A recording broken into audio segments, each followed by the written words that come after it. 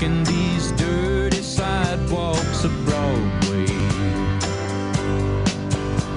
where hustle's the name of the game, and nice guys get washed away like the snow and the rain. There's been a load of compromising on the road to my horizon, but I'm gonna be where the lights are shining on me, like a rhinestone cowboy, riding out on a horse in a star-spangled rodeo, like a rhinestone cowboy, getting cards and letters from people I don't even know, and offers coming over the phone. You know how a piece of music can just take you back to that place? This one to two places for me. Such is the power of music. It was on this day, by the way, in 1975, 50 years ago, this August the 26th, that Glenn Campbell took Rhinestone Cowboy to number one, not just on the U.S. country singles charts, but also on the Billboard Hot 100 and Hot Country Singles charts. So it was what you call a crossover hit for Glenn Campbell. Country and the Billboard Hot 100, more of the pop music of the day. This song, Rhinestone Cowboy, takes me back to being a wee lad. My mom was a big Glenn Campbell fan. I remember the console stereo we had in our home when I was a kid. You know, it was like a piece of furniture, this thing, with a lid that lifted up, the turntable inside. There was an 8-track in there as well. And Mom had this album. And I remember, I can still see the album cover. Glenn Campbell's handsome face taking up pretty much all of it. And then, if you'll indulge me this memory, I couldn't tell you the year, to be honest with you, but I was working at our sister station, Country 106.7, and as part of my Farwell for Hire campaign that year, I did a weekend-long on-air marathon starting on Friday night at 7 p.m. I stayed on the air all weekend until 10 o'clock on the Monday morning when my usual morning show came to an end. And as part of that weekend, a way to raise money was to allow you to come into the radio station and host an hour with me by donation. And if you made that donation, you came in, you hosted an hour, you had some of your favorite music played, yada, yada, yada. Well, it was late, I believe, on the Saturday night. It was in the overnight hours because I literally stayed on the air for like 70 plus hours that weekend. And former police chief Brian Larkin and former Waterloo City Councillor, and I believe she was still a councillor at the time, Karen Coviello, were the guests. They came in, they made their donation, and Larkin wanted to hear Rhinestone Cowboy. And there we were at like 2 o'clock in the morning in the studios of our country station, belting out the song, singing along with it somewhere. If my little buddy Matt Carey, he was a producer with us at the time, doing great things now with Wilfrid Laurier University and the athletics department, football specifically. But Matty, if you still got that video, like it exists somewhere, of the police chief, the city councillor, and the radio host belting out Glenn Campbell in the middle of the ding-dang night in our studio. That's what Glenn Campbell, and Rhinestone Cowboy specifically, always takes me back to. Random, but I mentioned that it was a crossover hit for Glenn Campbell on both the Billboard Hot 100 and Hot Country Singles charts. That was one of 6 songs released in 1975 that topped both charts. You want to take a stab at any of the other 5? Drop me an email, mike@570news.com. I'll fill you in on the answer before 9:30. But it wasn't just Rhinestone Cowboy in 1975 that went to number one both on the Billboard Hot 100 and the Hot Country Singles charts. There were 5 other songs, both country and pop crossover hits, went to number one in 1975. Last night, I have to fill you in on this, and I'll keep it high level enough so as to protect the innocent. Okay, but I was one of 100 or so who showed up last night for the annual general meeting of the Kitchener Rangers, and I was there to moderate a question and answer session with General Manager Mike McKenzie and head coach UC Ahokas. We had a great time. I think it was really informative. Those in attendance were certainly passionate about the club. Love that. I'm so excited. I really am. Even though it means a boatload more work, I am so excited to get this season underway. I can't wait. And I got even more excited last night listening in on this annual general meeting, because just allow me to share this in this high level kind of way. And that is, there is a great deal of enthusiasm around our chances, the city's chances, the Kitchener Rangers' chances of hosting the Memorial Cup in 2027. We'll know by about the end of November if our bid is successful. So keep that in mind. But there is confidence within the ranks of the Rangers organization that we will indeed be successful in that bid. And then the aspirations / expectations for this season, this very season that's about to begin, lofty would be a good word, I think, to use. So I'm just here to tell you this morning, get your tickets now. Fasten your seatbelt, because here we go. We're going to have ourselves a Kitchener Rangers season, and everybody, and I do mean everybody, from management on down, is ready for it. All right. How about your Farwell Show 5 for this Tuesday morning, the 26th of August, number 1.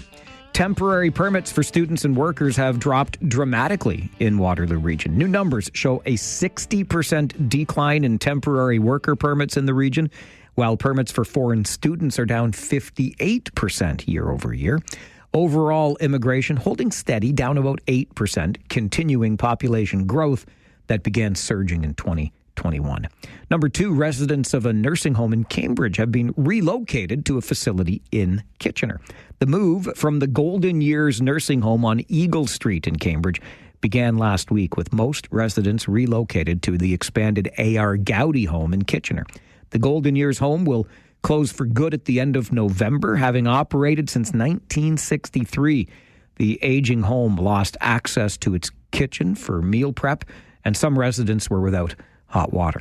Number 3 on your Farwell Show 5 this morning, the historic Kissing Bridge in Westmont Rose is getting a $12 million upgrade. The 16-month project will see repairs to the 144-year-old bridge's foundation, roof, and siding. The work means the bridge is closed to traffic until next December, which is raising concerns about horse and buggy traffic being detoured on Line 86. The original estimate, by the way, to upgrade the bridge came in at just over $6 million. So we're about twice the original estimate. Number 4, Air Canada customers looking to lodge a complaint with the regulator over their experience during the recent flight attendant strike. You should prepare for a wait. The Canadian Transportation Agency says its backlog of air travel complaints stood at about 85,000 as of just a couple of weeks ago. And that was before the strike started. The backlog has been growing since the federal government passed rules that came into force in 2019 that set compensation amounts for flight delays, cancellations, and other issues. And number 5 on your Farwell Show 5 this morning, Canada and Germany have signed a critical minerals partnership. Prime Minister Mark Carney says key Canadian minerals such as nickel and cobalt have gone underdeveloped for too long, while China and Russia dominate the global critical minerals market. Carney says Germany is a trailblazer in Europe when it comes to diversifying away from reliance on China and Russia. And that is your Farwell Show 5 for this Tuesday morning, the 26th of August. We'll take a break. Your morning wake-up call is coming up, and I need to know. And I know that you can always help me get the answers I need to know. But how did we get to a point where robberies in broad daylight happen like this robbery happened in the Pioneer Park area of Kitchener? I'll tell you the story coming up. This is the Mike Farwell Show, 570 News Radio and Rogers TV.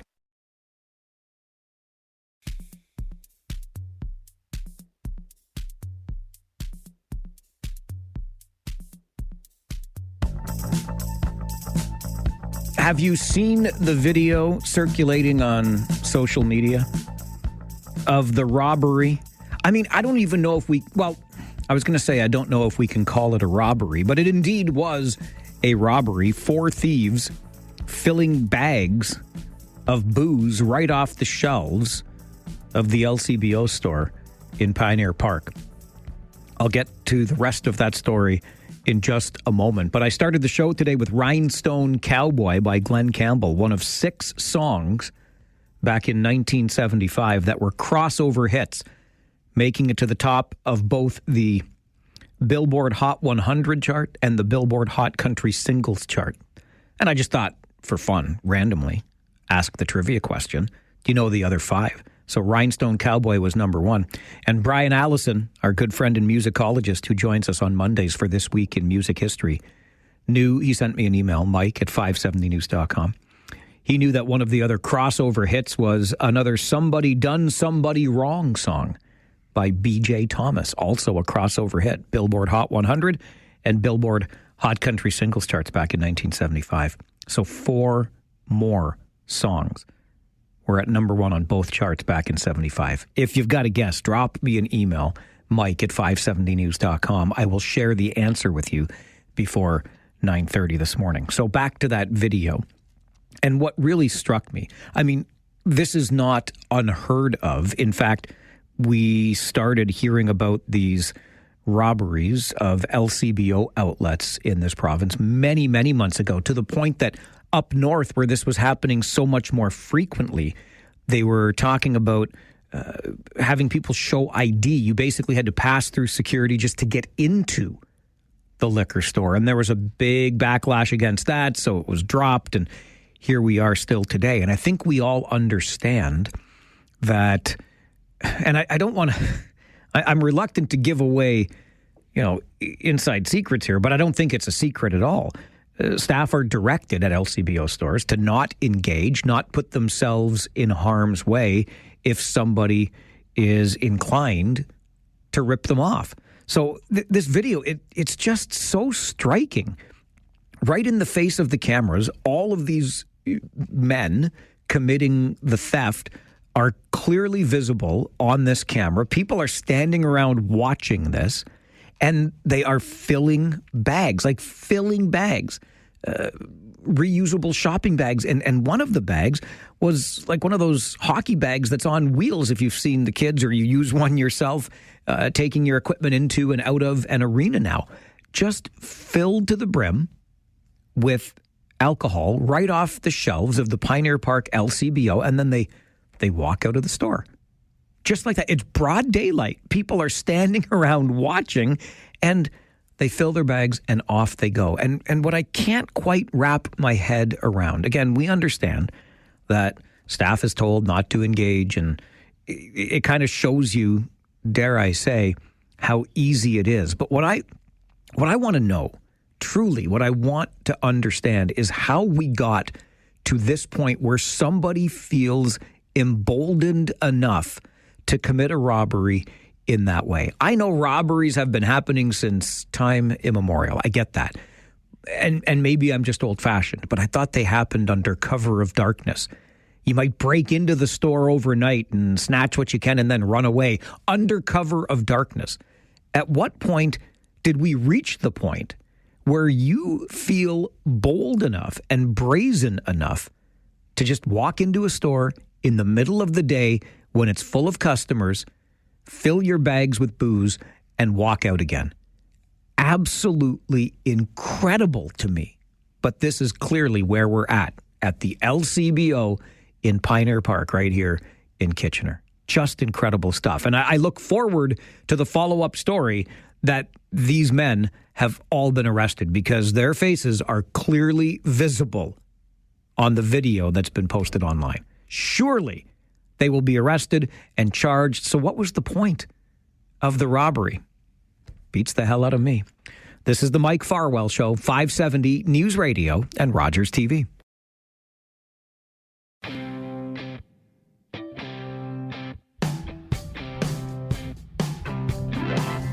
Russell sends an email to Mike at 570news.com. He says, if you want to stop those thefts at liquor stores, put an armed guard in each store, and that will stop it. Maybe? I'm just not sure. This was so bold and so brazen.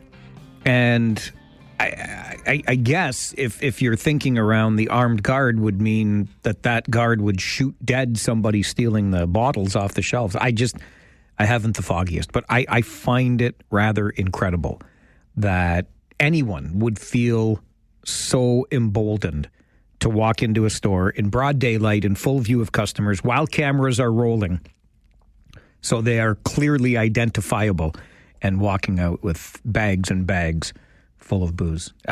I don't know what the purpose of the crime is. I mean, I guess whatever money you might get, I suspect would be surrendered when you're arrested, but I don't know enough about the behind the scenes of that. Started the show today with Rhinestone Cowboy by Glenn Campbell, one of 6 songs in 1975 that were what we call crossover hits, made the Billboard Hot 100 chart and the Billboard Hot Country Singles chart. In fact, went to number 1 on both charts. Rhinestone Cowboy did back in 1975.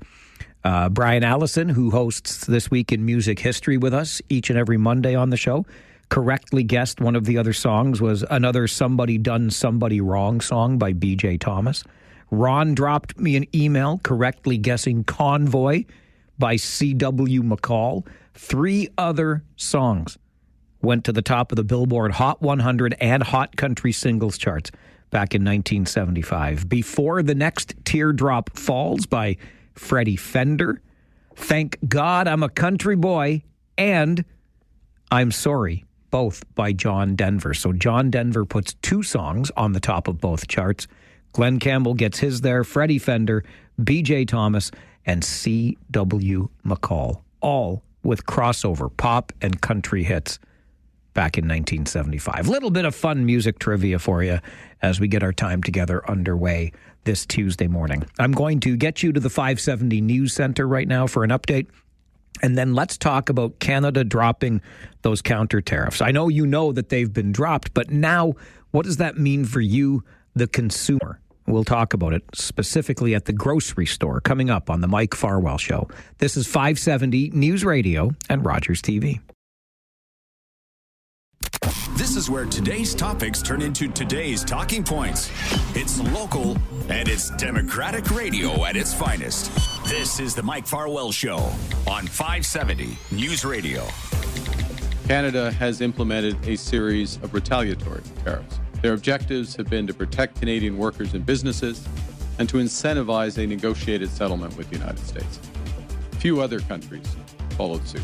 In a positive and very important development earlier this month, just a few weeks ago, the United States reaffirmed a core commitment to our free trade agreement, CUSMA, by reinforcing that those Canadian exports to the United States that are compliant with that agreement, that are compliant with CUSMA, will not be subject to U.S. tariffs. In this context, and consistent with Canada's commitment to CUSMA, I'm announcing today that the Canadian government will now match the United States by removing all of Canada's tariffs on U.S. goods specifically covered under CUSMA. The Mike Farwell Show continues On 570 News Radio. Prime Minister Mark Carney last week in announcing, it was Friday afternoon, that Canada would be dropping those counter-tariff measures put in place when the U.S. implemented tariffs against Canadian imports. And now those counter-tariffs removed. We talked about this in a high-level way yesterday, how we feel about the tariffs in place, not in place, what the strategy might be here for Canada, elbows down and all of that. But what about the impact on you and me when we go shopping, perhaps specifically at the grocery store? Mike Von Masso is a professor of food economics at the University of Guelph, joins us for a chat. Mike, good morning. Good morning. Should consumers expect some sort of benefit from the dropping of these counter tariffs? Well, the answer is it depends.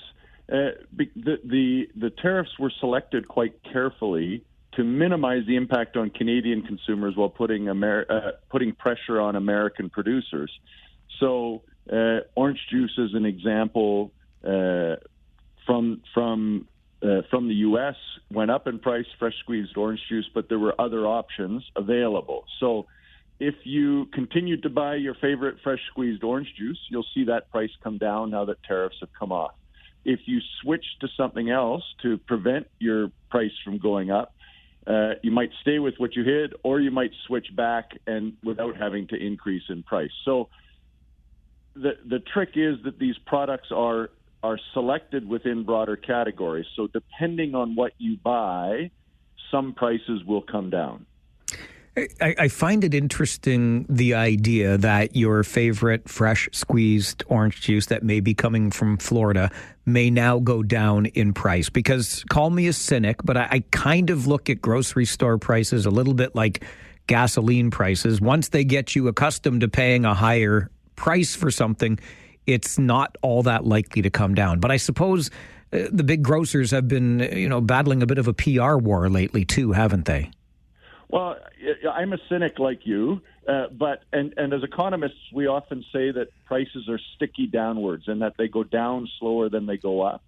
I think in this circumstance, because for the last 4 or 5 years, the retailers have had such a hard PR time that they are going to be they're going to be more quick to reflect these changes, and particularly the stores that put T for tariffs on. So they highlighted which products went up because of tariffs. People will now know which ones to watch to come down because of tariffs. And I mean, Loblaws came out right away and said, yep, we expect these prices to come down. It just might not happen right away.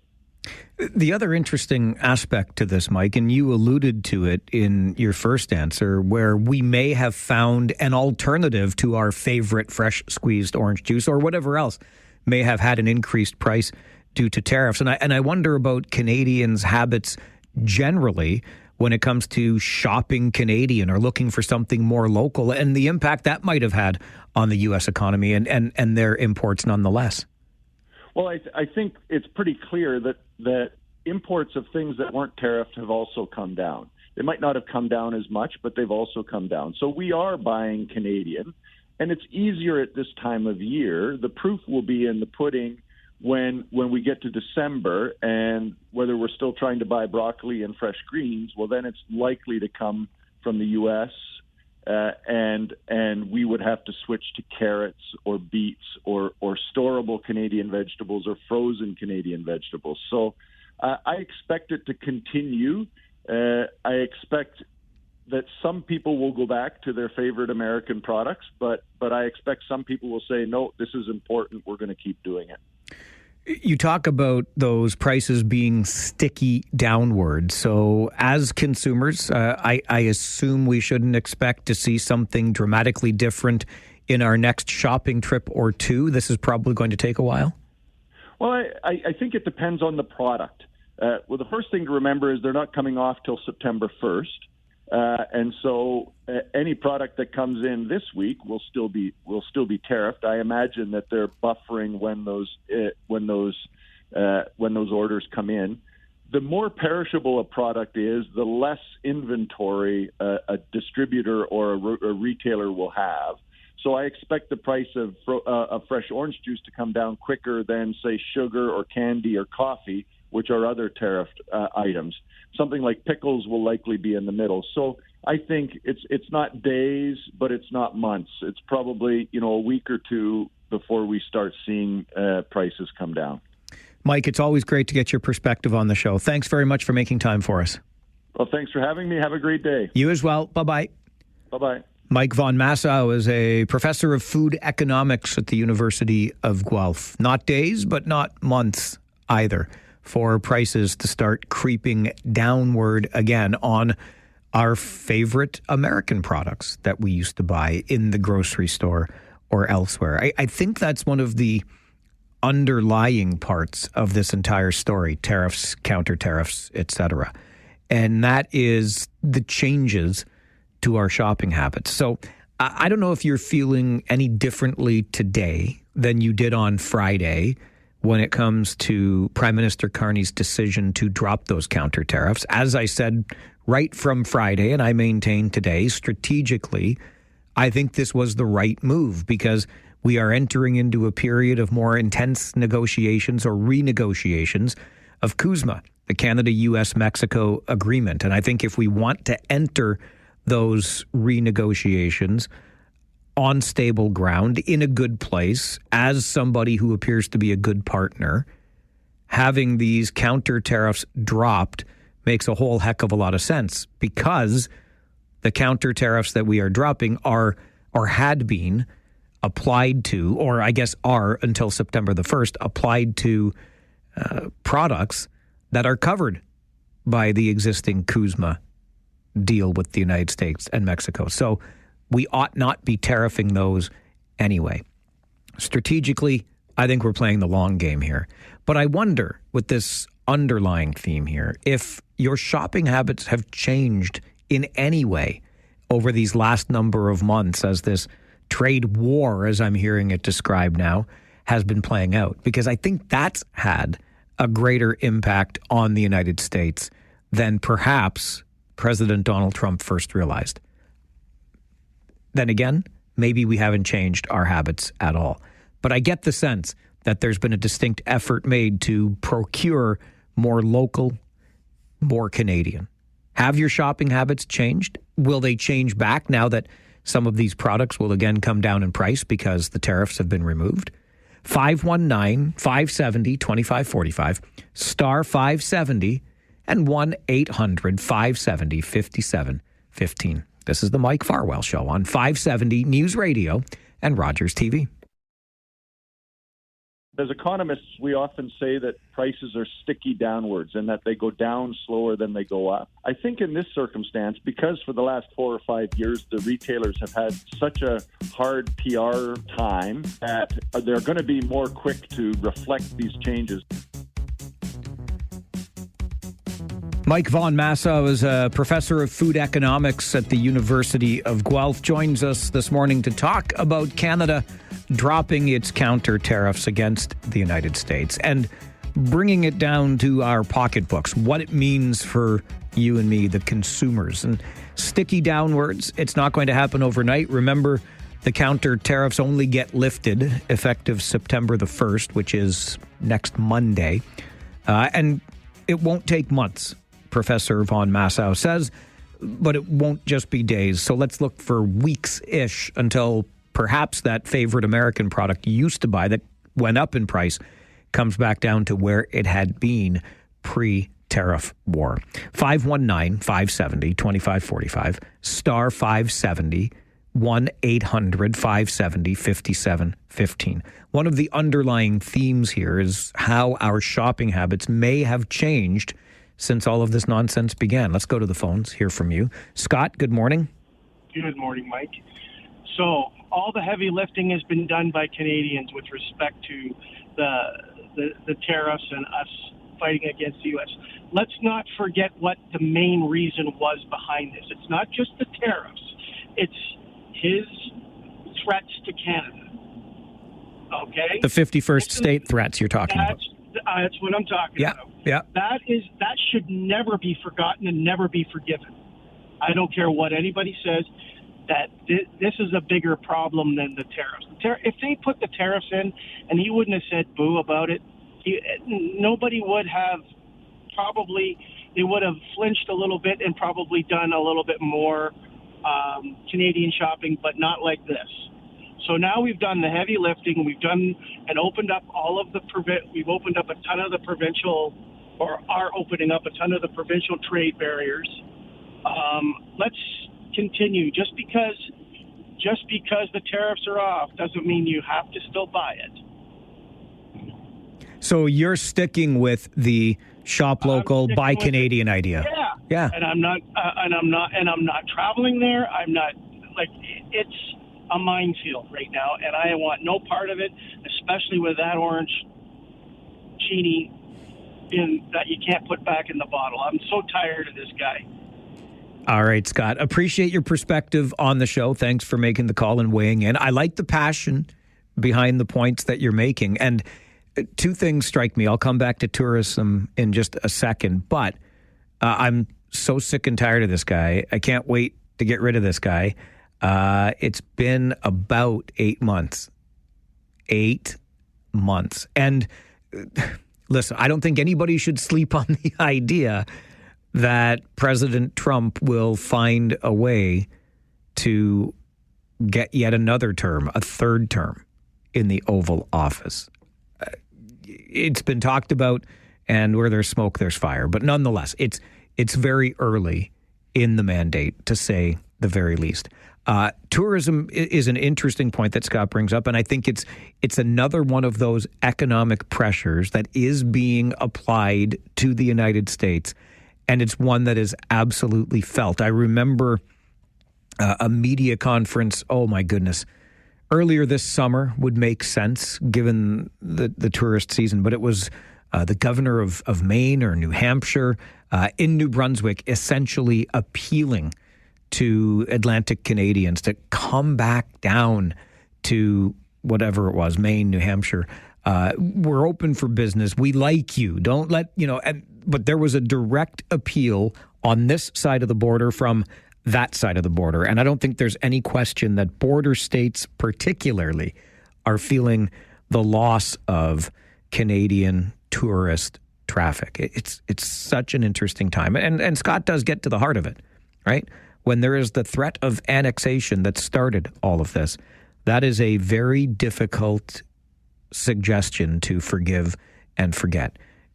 The United States of America is currently a very volatile world partner, trading or otherwise. And again, just 8 months into the 4-year term for President Trump. This is the Mike Farwell Show, 570 News Radio and Rogers TV.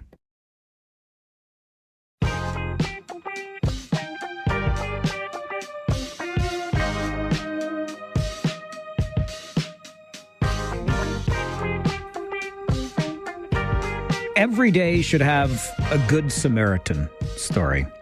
And today just so happens to be that kind of day here on the show. Came across this story, and I love it, quite frankly, on a Facebook page that I still wonder, a group, why I follow.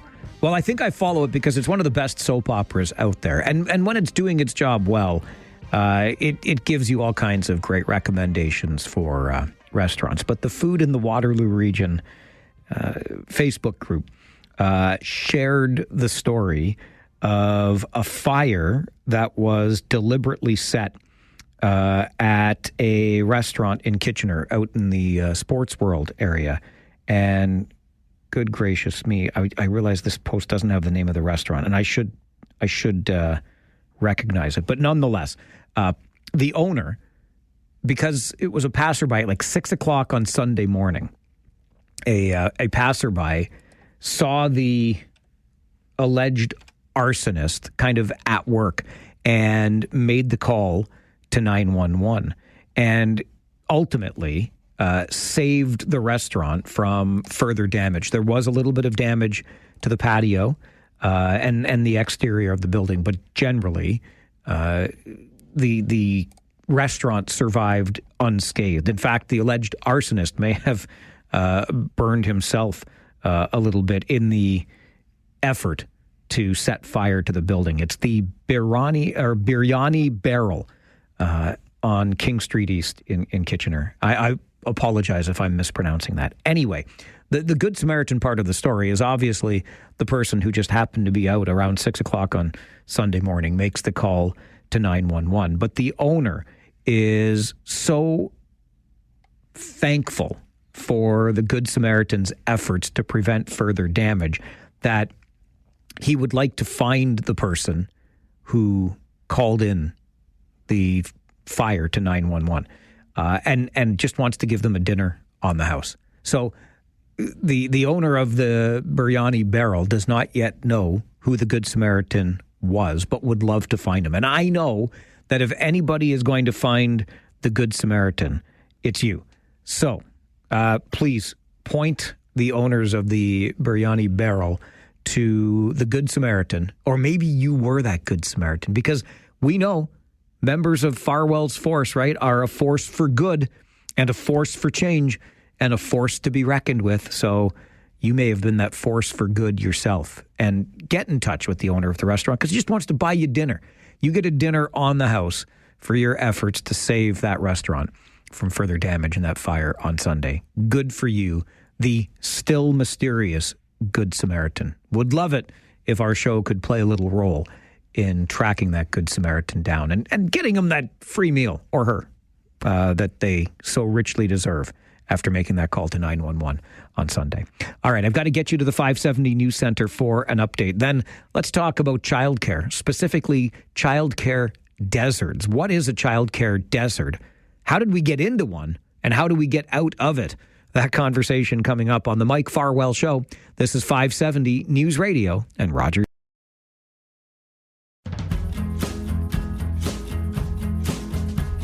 The Canadian Centre for Policy Alternatives released late last week a new report looking at childcare in Canada. As you know, several years ago, our federal government introduced sweeping changes to childcare in Canada, promising $10 a day childcare. The provinces had to buy in, et cetera, et cetera.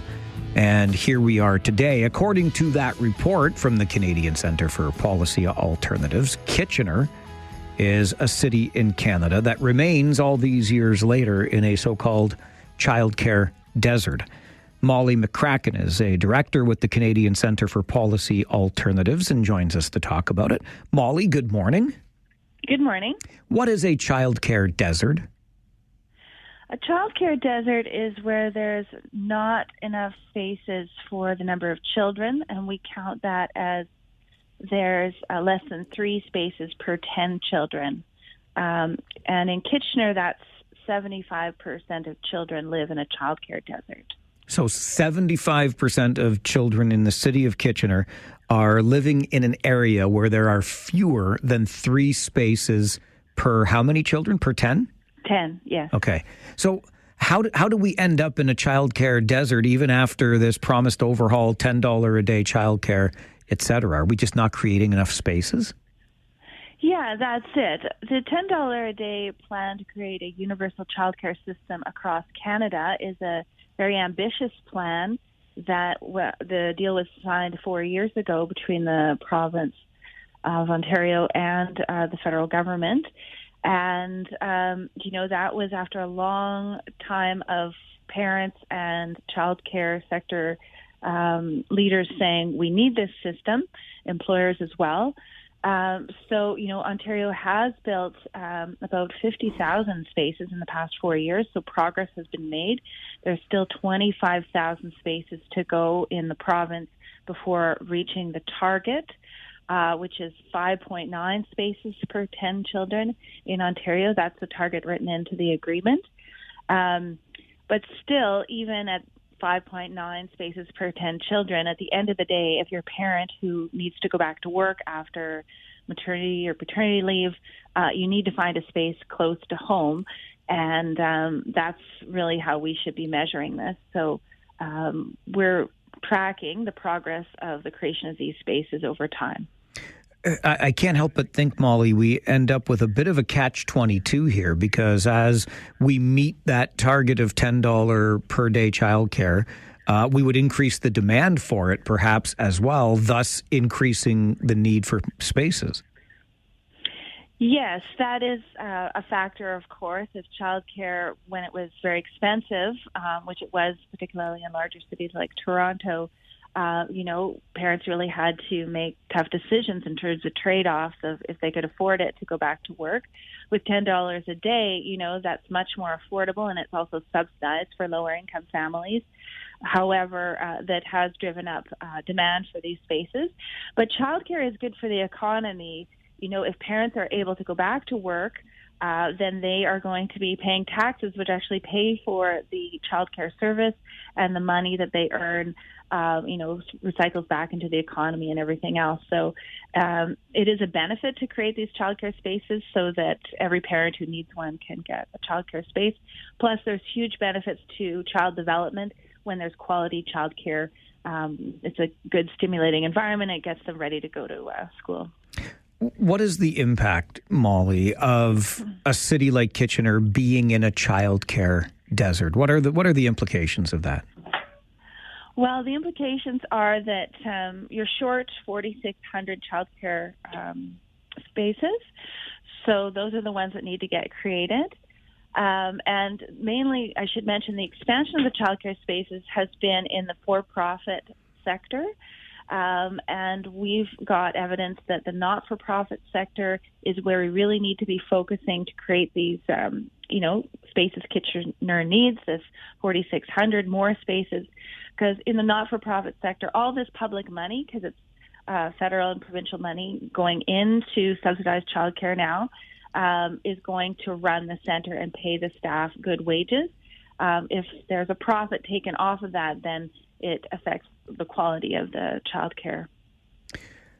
How does one get out of a childcare desert? I mean, we've talked about the need for more spaces, but I can't help but think if you create spaces, you need the people working within those spaces to adequately provide the care. So how do we, there's no magic wand. How do we get out of a desert like this? Yeah, you got it. Of course, we need to improve the wages of the early childhood educators that work in those spaces. And that's part of this agreement, is to boost the wages of the workers in the sector so we retain the workers who are already working there and train and attract new workers to join it. So, an important part of this is also to boost the wages. And those are people that are working really hard. It's I've got young kids, and I'm exhausted every day looking after them. So we need to make sure that they're paid properly. Molly, I really appreciate your time on this today. Thank you very much for joining the show.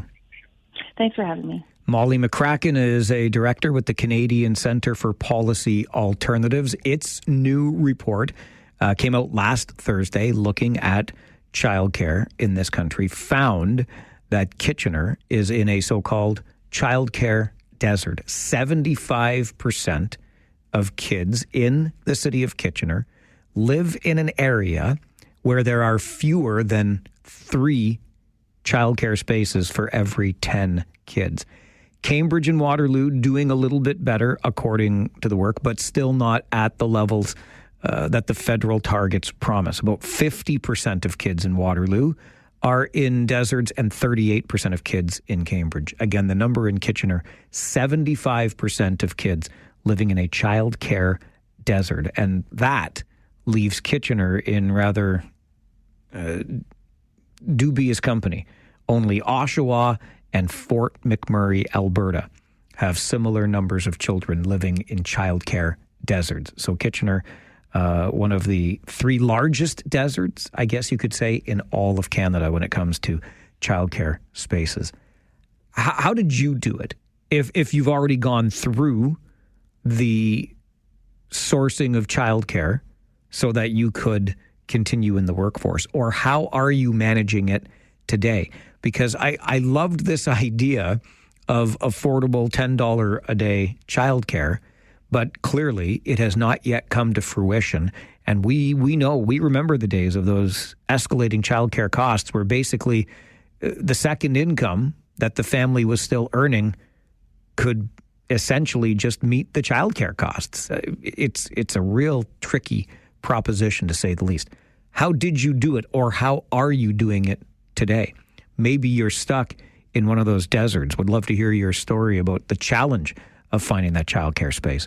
519-570-2545, star 570, and 1-800-570-5715. This is the Mike Farwell Show, 570 News Radio and Rogers TV.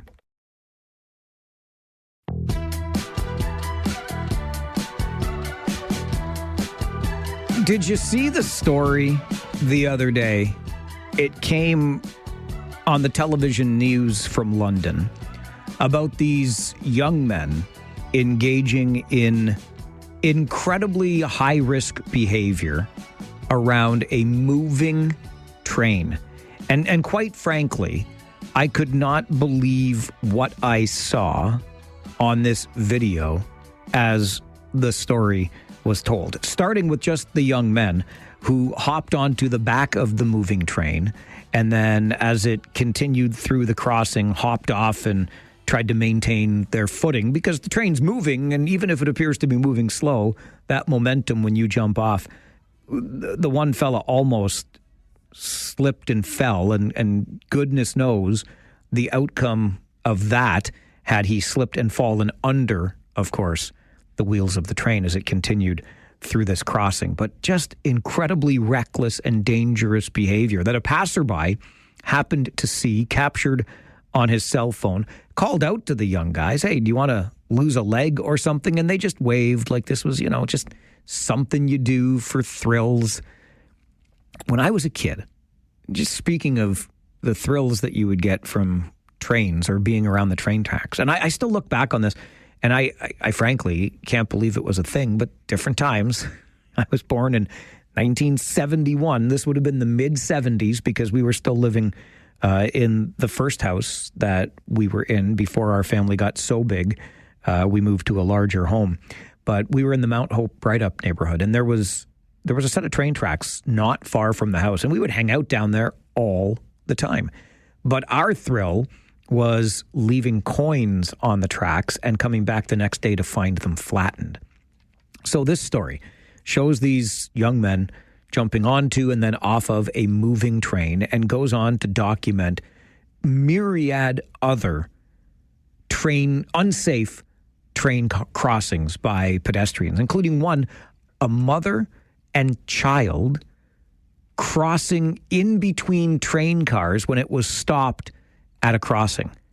I mean, you have no idea when that train is going to move again, and yet this mother and her young daughter decided to go through where the train cars connect to get to the other side of the crossing, because I guess they were in that much of a hurry that they just had to literally risk their lives.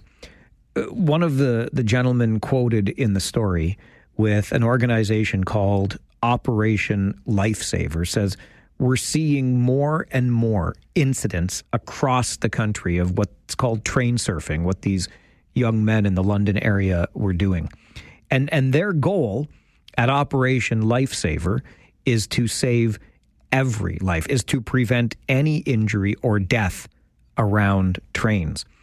But I would submit to you that there is not a piece of infrastructure in the world that is going to save us from ourselves if we are clearly willing to engage in behavior such as this. Do you remember the story from Kitchener several years ago? Woman with stroller hit by train, Lancaster near Victoria in Kitchener.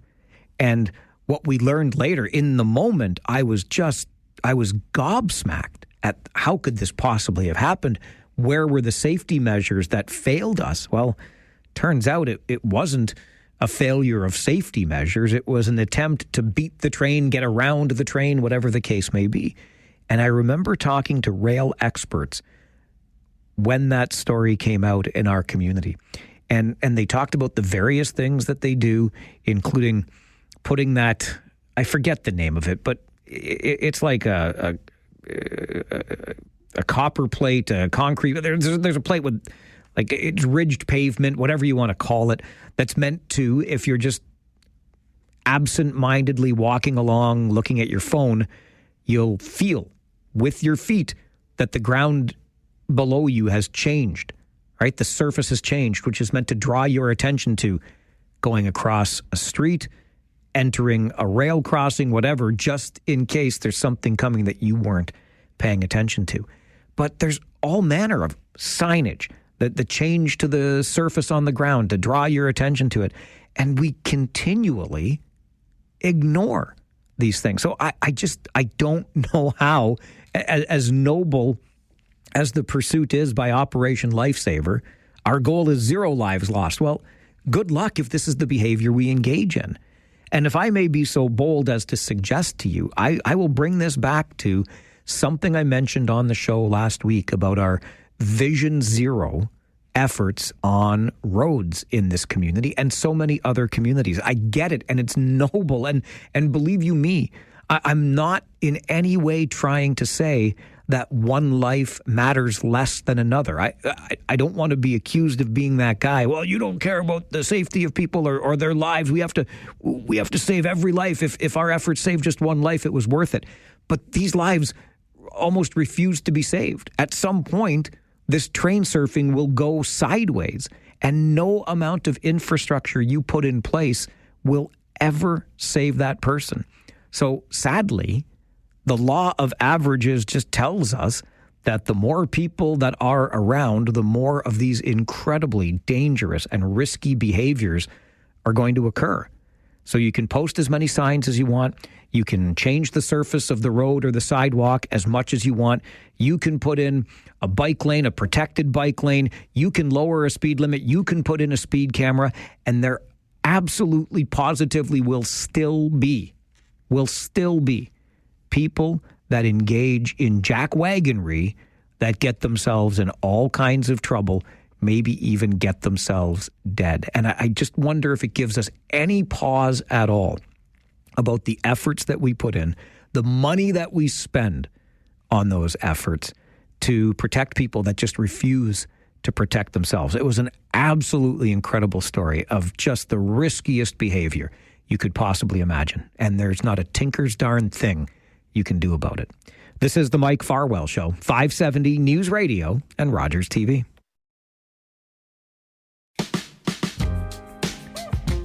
In case you had forgotten, Canada Post Corporation and the Canadian Union of Postal Workers continues 18 months and counting to try to find some sort of agreement with a new contract. And as that continues, Canada Post has just recorded a second quarter loss this year of more than $400 million. That's $400 million in 3 months, $407 million to be exact. And this second quarter loss of $407 million marks Canada Post Corporation's largest loss before tax in a single quarter ever.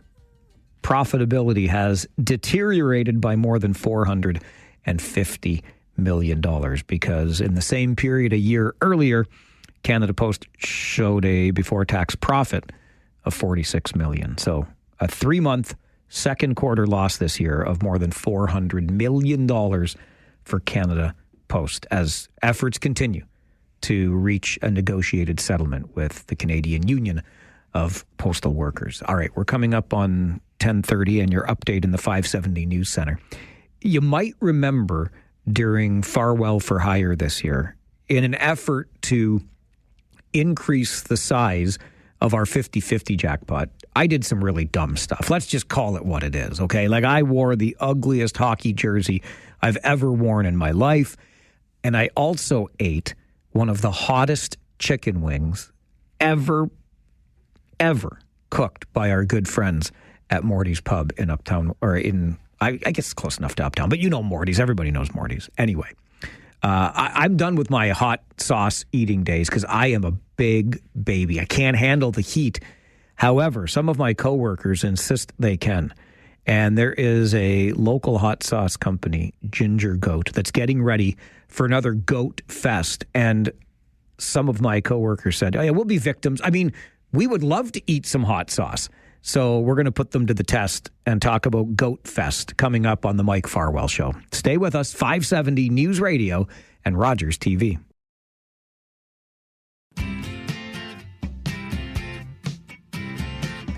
I have completely ceded control of the studio to the mad people I am surrounded by. One of them I consider a good friend, Chris Ronan, founder of Ginger Goat Hot Sauce, joins me in studio with, let me see, 1, 2, 3, 4, 5, 6, 9 of your sauces, Mr. Ronan. Well, they're not all mine, but they're all sauces that will be joining us here in Kitchener on October 4th. So I brought in some treats, and you brought in some friends from the newsroom. That we're going to talk about a little event we got going on and light some people up with some hot sauce as we go. October the 4th is Goat Fest. We will get into that more. But yes, the other friends, I've known Chris outside of work for many years now, And my friends here at the radio station, it's like we brought the entire 570 News Center into the studio.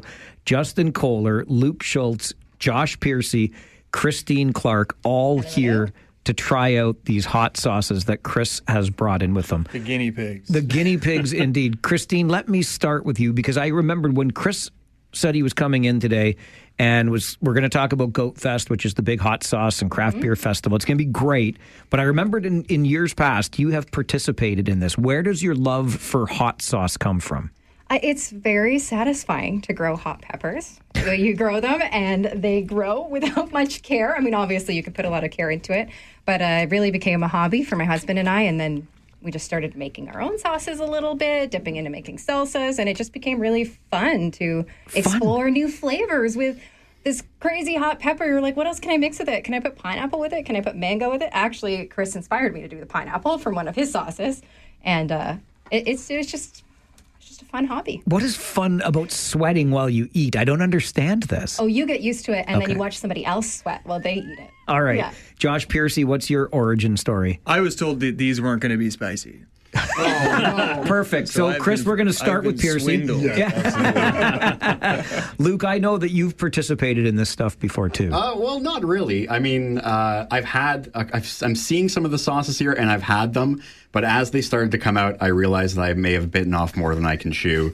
So this will be an experience. I have to do traffic shortly, too. So we'll see how this goes. We're going to make sure that before that 10:41-ish traffic report, Luke is fully hot sauced up because nothing says a traffic reporter like doing it with watering eyes. I might just go with the drive looks great, and we'll get it there. Yeah. We're not promising much detail in the 10:41-ish traffic report. Justin Kohler, how did they drag you into this? Well, I love spice, so I was easy to convince. I grow my own peppers like Carolina Reapers and ghost peppers at home. I'm more so doing like making chili flakes than sauces. One time I flooded my kitchen, not ventilating it properly, trying to dehydrate it. But I just love spice, so I was an easy sell here. When Chris put down this bottle of Da Bomb Beyond Insanity hot sauce, you were quite excited by it. How do you even know about these things? So a lot of those ones are from an online show called Hot Ones, which they interview a lot of celebrities, big figures, all while eating hot wings and hot sauces along with it. And Da Bomb, that particular one, has been a mainstay on the show for years and years and years, and everyone says it's one of the worst ones through that whole gauntlet of spices. So it's one that I've always wanted to try just to see how actually bad it is. So yeah, as soon as he flashed it, I was like, oh, I'm so excited. That'll be wicked. One of the worst ones. Chris, wasn't it Hot Ones that first put Ginger Goat kind of on the map? 100%. So actually, this is one of the ways that we've kind of hung out over the time. We started our company in the middle of the pandemic, and my wife and I started it just much like the stories that you guys had, where we like hot peppers. We wanted to start a hot sauce company. We always thought it would be fun. We were both working full time, but we decided, hey, you know what? It's the pandemic. We're working from home. Let's launch this thing. And not knowing that we're going to end up on that show, which is like winning a gold medal in the Hot Sauce Olympics 1 month into starting our company. So it was kind of a very big bump in what it was that we were doing and kind of put us on the map as a hot sauce maker. But now we've been lucky enough to be on the show twice. We've been in their subscription boxes 3 times, and all the makers that are in front of you and all the people that we'll have at our festival have all become friends. So it's this wacky sideshow carnival of people that eat heat. Okay. I am going to be on the sidelines watching all of this happen with my friends and colleagues here who think they can handle hot sauce. I'll let you walk us through what happens next here, Chris. Yeah, so I brought in a selection of sauces that have all been on Hot Ones in one way or another and involved with the show. And all of these sauces are going to be at Goat Fest. So Goat Fest is happening on October 4th at the Concordia Club in Kitchener. It's my hot sauce and craft beer festival. It's our 3rd year doing it. And so I figured what better way to, kind of get some people used to what they're going to get at the show than bring a little experience of that here to the studio. Okay, so what do we have to do for these folks to try this out? Yeah, so these fine folks all have a little tasting spoon, and we're going to start. We're not going to do all of them, but we'll do a couple, and we're going to start with the classic. So the classic is one of the sauces that is on Hot Ones. It's one of the number ones. This happens to be the chili maple, which is great. It's made by Smoke and Ed, who you'll hear about a little bit later as we talk. But it kind of goes to show that the man who invented the world's hottest peppers can also make something that's a little mild. So this is the chili maple, and it's in the #1 spot on the show. Can make something a little mild. And I can only imagine what this would be like for somebody like me who has virtually zero tolerance for this. Christine, you took that quickly. And? I hear. Oh, yeah. Sorry, guys. Went right in. Christine, she's not waiting. I Josh taste the maple. and Justin have just been served. You taste the The maple. maple is very good. Yeah. I like that. Josh? It's got a good aftertaste, too. Remember this? We told you this is a would be- level 1. I've seen the celebrities have no problem with it. I think they're lying a little bit.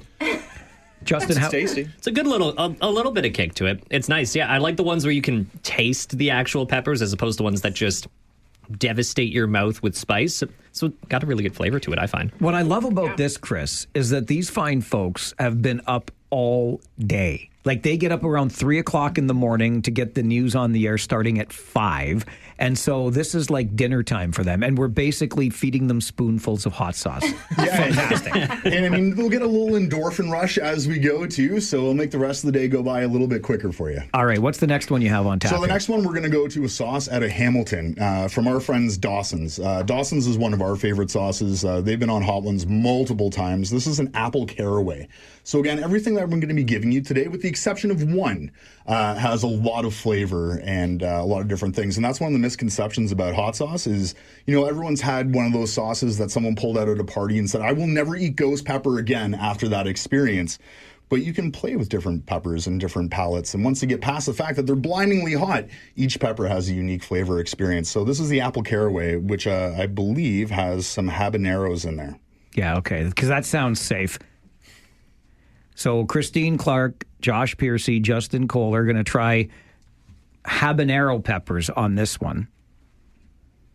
And Christine's right in there like a dirty shirt again. You are serious about your own hot sauce thing. Oh, this is good. You can taste the habanero a little bit in it. It does Okay. to have that flavor. I'm not a massive fan of habanero peppers. Josh and Justin have cheered spoons. And It is a little bit hotter. Josh Piercy.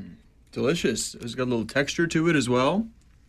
I actually don't find that one as hot as the first one. Interesting. I'm in the same boat. I actually weirdly find that one a bit less spicy. It's almost like a little bit more, not like citrusy, It's but like there's something lighter, else in there. refreshing. Yeah. Refreshinger. You mentioned some apple? Yeah, apples. So you'll get some natural sugars from the apples and things like that will help cut down on the heat. I can promise you by the end of this, you will not be feeling the same way as we move up the ladder. Okay, we got to get Luke Schultz do his traffic update, and then we're going to come back, and I want to jump right to the hottest one, Chris, because we got to let our friends from the newsroom go, and I want to talk more about Goat Fest. Stay with us. The hottest that Chris has got for us, and Luke Schultz will give you traffic and then come in and eat it. We'll see how his 10:51 traffic turns out. This is your 10:41-ish traffic. Mike Farwell Show, 570 News Radio and Rogers TV. In studio this morning with Chris Ronan, who's the founder of Ginger Goat Hot Sauce. 8 sauces now in the Ginger Goat line of sauces. And Goat Fest is coming up on October the 4th. More about that in a moment. Christine Clark, Josh Piercy, Justin Kohler, and Luke Schultz from our 570 News and Traffic Center in studio with us because they are braver than I am and they can handle the heat. I cannot. So, Chris, we want to take them now. We went through 2 before the break. We want to take them up to 100 now. Yeah, so this is going to be a neat little tie-in. So everyone here has been dealing with the heat pretty well, and I can promise you that's about to change. So the sauce that I have for the next one, we started with the first sauce that's on Hot Ones. We're going to end with the last one. It's called The Last Dab, and anyone who's familiar with the show knows that at that point, the celebrities put a little extra dab on there. But this is a special edition. It's got Pepper X. So up until recently, the world's hottest pepper was the Carolina Reaper, made by a gentleman by the name of Smokin' Ed Curry, based out of South Carolina. And now he, last year, I believe, got the new Guinness World Record for Pepper X. So I'm going to put this into perspective for you. A jalapeno pepper, they rate heat on Scoville units. A jalapeno is about 5,000 to 8,000 Scoville heat units. Pepper X was certified at 2.6 million Scoville heat easy units. now. Easy. You guys asked me for something hot, and don't threaten me with a good time. So, with that being said, Ed will be at Goat Fest as well. So if you want to try this and a bunch of other sauces, we'll talk about that in a minute. But I'm not going to let these people wait and sweat any longer. We're going to give them a little bit of the last dab. All right. Luke, you have to be last on this because we're about 3 minutes. I work on the ish, but from your next traffic report. And I want to make sure that you are sufficiently heated up before you deliver the next traffic report. This is a terrible idea on my front. I'm excited. What were you thinking when you said, sure, Farwell, I'll come in and try some hot sauces? Okay, Christine, our expert, our resident expert, she's feeling it. You got a big one right now. That's probably good. Positive. And on the Hot Ones show, if you're not familiar with it, it's essentially a celebrity interview show. And they are answering questions from the host while eating hotter really hot, Mike. and hotter sauces. Tell me how you really feel, Christine. I'm glad I didn't coat too much with it. I just did a little. And it's a lot. Yeah. And it's the gift that keeps on giving, too. Yeah, great. It's going to continue to build. Expanding. Yeah, it's climbing. It's multiplying. My eyebrows are sweating, I think. Well, there's only a few ingredients in the sauce. Pepper X powder, Pepper X distillate, and vinegar. 2.6 million Scoville units. Yeah, that's the pepper itself. The sauce isn't going to be that hot because some things do cook out over time. But yeah, that pepper is no joke. It is the world's hottest pepper. Yeah, it's a gift that keeps on giving. I feel Justin? like I might be experiencing reality in high definition. Yeah, I went tongue first on that one. I don't know if that was the best call. I went face down. There's no right way to do it. Sometimes people ask me, they're like, are they really eating that hot of sauces on the show? And yes, they are. Yeah. So Smokin' Ed is going to be at Goat Fest, yes? Yeah, so first time that Ed left the States in 20-something years was last year to come to our festival, and he will be coming back. And that's the neat thing about this community is we've all become friends. And so with Goat Fest, not only are we going to have 30 hot sauce companies, 15 breweries, Caesar Bar, Oyster Bar, bands, food trucks, we're bringing in camera guy Bill from Hot Ones, so he'll be in town, as well as Smokin' Ed. So anyone who wanted to try sauces from the show, we'll have the biggest selection of sauces that have been on that show in all of Canada, right here in Waterloo region. What year is this for Goat? 3 or 4? This is our third year doing it, yeah, and it keeps growing. The community support has been absolutely fantastic, and we keep stepping up our game a little bit.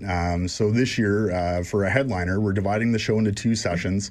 Daytime session, you'll be able to come in, sample the sauces, eat, drink. We have 9 different food vendors. You can go around and get wings from Concordia Club and dab whatever sauce you want. But the evening session, we're super stoked to have JJ Wild, amazing Juno Award winner, local musician who's absolutely killing it right now.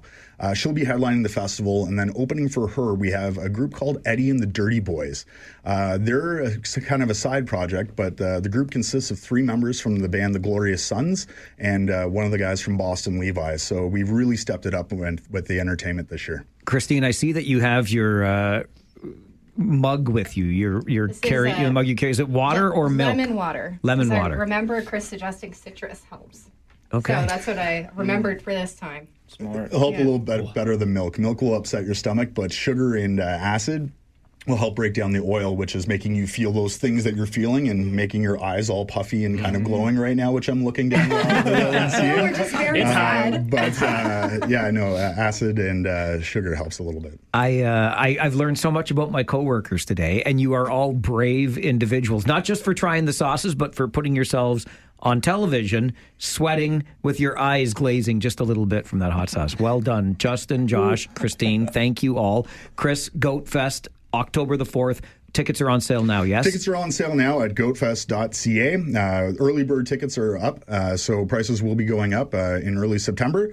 But yeah, if you want to get involved, goatfest.ca. Tickets for the daytime session are $10, evening session $35. Then we have VIP starting at $40 for the daytime and $75 for the evening. Can't beat it. Love your story. Love what you do. Keep it up, and thanks for being here. Appreciate you. Thanks, Mike. Goatfest.ca, the hottest stuff, and it's a great show. Into its 3rd annual. Chris Ronan, the founder of Ginger Goat Hot Sauce, joins us on the Mike Farwell Show, 570 News Radio and Rogers TV. Rogers TV.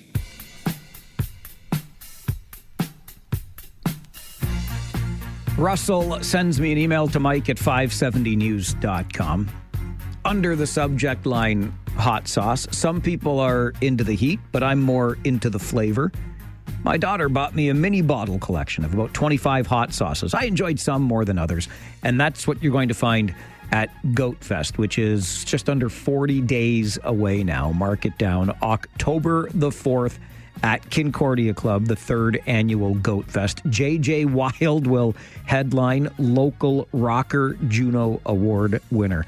You're going to have music, you're going to have craft beer, you're going to have hot sauces, you're going to have some of the best people in the hot sauce community, and they're all going to be in Kitchener on October the 4th. If it's your thing, and I know it's a thing for many, goatfest.ca is the place to get your tickets. They are already available with special early bird pricing. You may remember about a month ago, we had a pretty unique opportunity, I think it was anyway, on the show. And it was a reminder to me of something we probably should do more of, because when we reach out and ask, the answer is almost always yes, of course. And the reach out and the ask is to our elected representatives in this community, municipally, provincially, and federally, across the board. I think we're pretty lucky insofar as the time that is granted us by those we have elected to represent us in this community. They're more than willing to come on and answer questions, share ideas, etc. And about a month ago, we had the opportunity to spend a full hour in studio with Waterloo MP Bardish Chagger. It was, if I'm being honest, it was her idea. She said, I want to come in, I want to take questions from the listeners. Let's do an hour together sometime. And so we did a month ago. And that sparked the idea. And so the next call I made was to Waterloo MPP Catherine Fife. And I said, hey, Catherine, we just did this show with Bardish. It seemed pretty popular with the listeners. How would you feel about doing the same? And of course, Catherine said, yes, I'm in. And she's in today. The next hour is your opportunity to ask your MPP as Catherine Fife joins us in studio for 60 minutes here on the Mike Farwell Show. This is 570 News Radio and Rogers.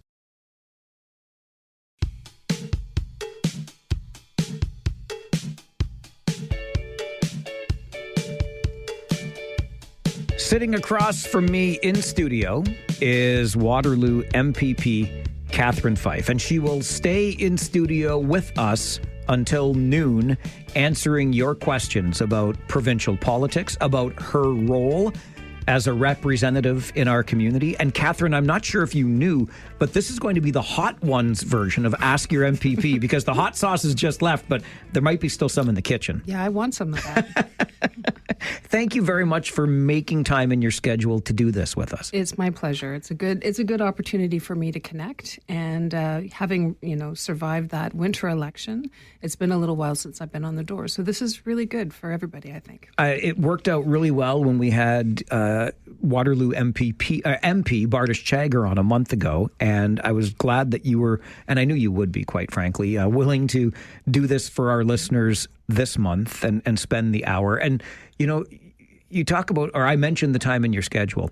It's been a very long, and I'll hesitate the word summer break, but Parliament broke, June? And you're not back till October. I think this is the longest ever. October 20th. For some reason, the Premier of this province decided that, usually we go back after Labor Day.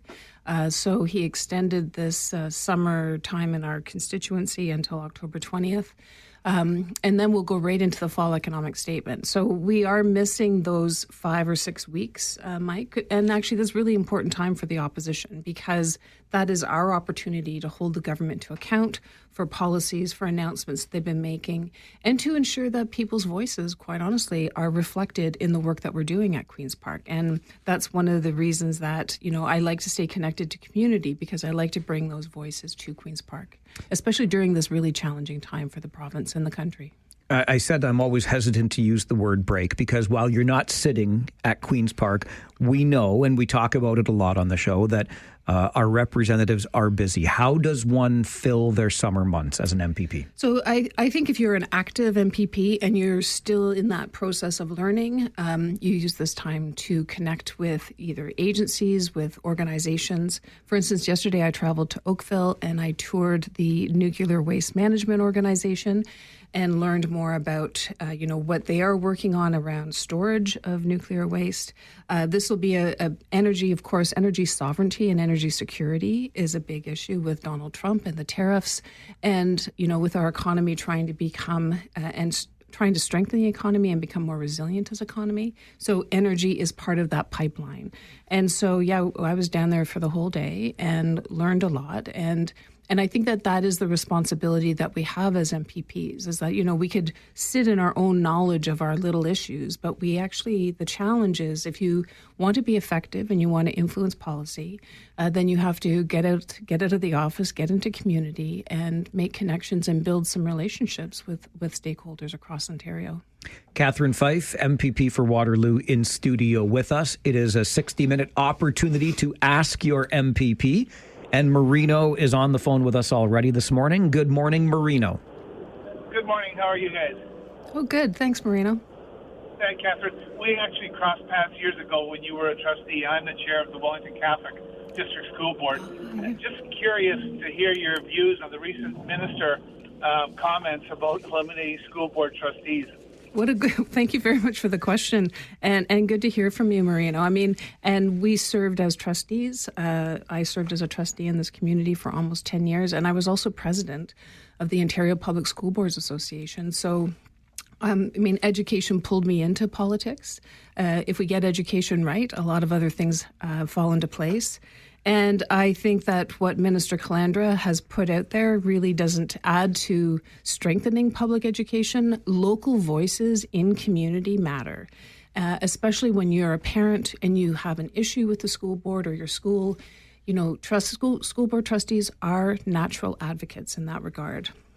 And I'm surprised, I will tell you also, Marino, that Calandra is thinking about removing school board trustees. This would centralize power at Queen's Park, which has been a pattern that this government has followed through on. However, if they get rid of school boards, who are they going to blame? Right? Because they blame school boards and they use trustees, quite honestly, as scapegoats for policies that are not fully realized. We do know in the education file that we have a huge capital backlog. Just locally, you saw Elizabeth Ziegler. It had to be closed for 2 full years. The capital repair backlog in Ontario is shameful. All governments can own it, but there's a time and a place where you actually have to take care of the physical structure of your schools. But at the end of the day, this is not done on the local tax base. This is done provincially through the government. So we have overcrowded classrooms. We have special education students are really struggling in our system post-pandemic as well. So I think that this is an empty threat in some regards from the Minister of Education, because if he cuts out that level of democracy, then the only person that the people will be going to is the Minister of Education. And so I can't see it happening, but you never know. This government has made some pretty wild decisions over the last 7 years. I am all for that level of democracy. Believe you me. I've struggled, though, Catherine, because I see school boards today much different than they were when you were a public school board trustee. And I've gotten to know Marino a little bit through this show, and I respect the work that he does, absolutely. But with local school boards having been stripped of so much of their previous responsibility and power, I do wonder about their effectiveness or value today. How have you seen that change, and should school boards have some of that power returned to them? Well, I would do that. I think that duly elected school board trustees have the confidence of their community. And so those school board trustees, when I ran back in 2003, which is, I'll admit, a very long time ago, I put forward 3 main ideas that I wanted to support. I was really big into environmental education, and I wanted to see special education adequately funded. And of course, I was very focused on literacy and numeracy, because those are the building blocks of public education. So, people who are paying attention to school board trustee elections, which are on the municipal ballot, and there is going to be an election in 2026. I think that these are opportunities for people to be engaged at that level of democracy. And while I do think that the over-politicization of trustees has become a problem in some school boards. The fact that the government has stepped in to supervise, I think, 4 school boards now across Ontario because of fiscal mismanagement. Let's remember that the education funding formula has not been modernized for years now. And school boards get little funding, bombs, if you will, that they have to spend by a certain amount of time. This is not a fiscally responsible way to manage education dollars. And it's not a very responsive way as well. So I think the education file, and our critic, Chandra Pasma, has been very strong on this.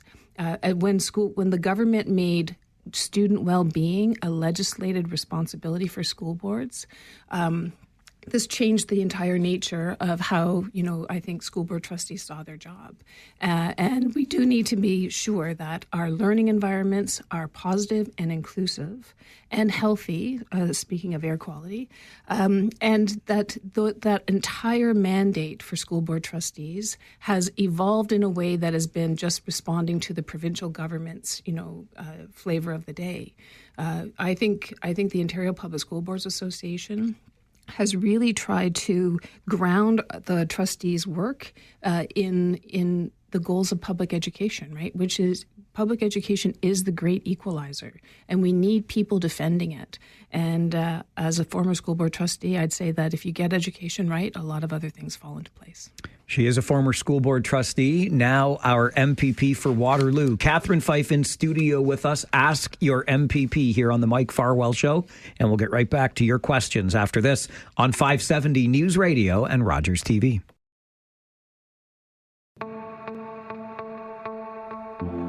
We are joined in studio this morning by Catherine Fife, MPP for Waterloo. She's spending the hour with us taking your calls on a segment we appropriately entitle Ask Your MPP. Let's go back to the phones. Jim is with us. Jim, good morning. Good morning, Catherine and Mike. Jim in Cambridge. How are you? Oh, it's Jim McLeod. Mr. McLeod, how are you, sir? Okay, and I don't want to talk about long-term care at the moment. I want to talk about this education situation. Paul Calandra was formerly in the insurance business. They then put him in charge of housing. He screwed that up with the Greenbelt scandal. Then they put him into long-term care, and he lasted about a year in that. Didn't know anything about it. And now he's in education.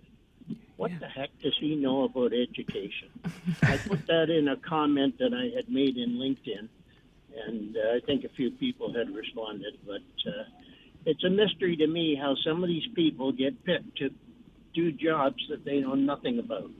That's my piece for today, and Joan is successfully in Fairview, so we thank Catherine for her efforts in that regard. Anyway, have a good day, folks. Well, you're a sweetie, Jim. Thanks very much for calling in. I'm going to see him later on, actually. He's going to I have a seniors guide that I've developed for seniors across the region to help them navigate those systems of care. And it's, large print, and it's very accessible for seniors. And so he's going to distribute that down in Cambridge, I think. So he's an involved and engaged citizen who obviously loves his wife a lot. And I'm so happy that they are at least on the same campus. That was a long time coming. It sure was. And if we kind of close the loop on that, I know how hard you worked, like literally the effort that you put in to the Till Death Do Us Part legislation, which I don't believe is passed. So Jim and Joan are together finally, as they should be. Mm-hmm. But this legislation still needs to get through, does it not? Yeah, it definitely does. I mean, I think Jim would tell you there's at least 2 couples that are separated in his care campus as well. And we're actually working with another woman outside of the riding, I think from Markham. Her parents are separated, and this is the stuff that kind of keeps you going in public service. I would say is that if you have a little bit of power. I do not have a lot of power. I'm not a government member. I don't have a lot of funding. However, I have a voice, and so lending my voice to the Till Death Do Us Part legislation and spousal reunification was something that gave me. Well, it was frustrating, obviously, but it gave me a lot of energy because the solutions are there. So if you're working towards solutions, then it's politics make sense, right? So, yeah, the legislation has been introduced 3 times. I've offered it to government members. I would love a government member to take it up. Perhaps it might get the attention of, Premier Ford, because all of us know that when you're treating seniors in such a callous and cruel way, this is not the kind of province we want. And these are seniors who built their communities, who paid their taxes, who really deserve to be treated with dignity and respect in their last years, and separating them from their partner is quite honestly it's a black mark on our province, and it needs to be fixed. And so when we do return on October 20th, the Minister Natalie Kusendova and I will have a quick chat, and we'll see if we can get this done. I mean, 2 women can get things done occasionally at Queen's Park, Mike. I have no doubt that they can, Catherine. No doubt at all. All right, next we go to Paul. Paul, good morning. Your question. Good morning. First off, the thing with Jim, no matter what your age or anything else, that is probably one of the most important things, is keeping family together. And anything any politician can do working towards that is good.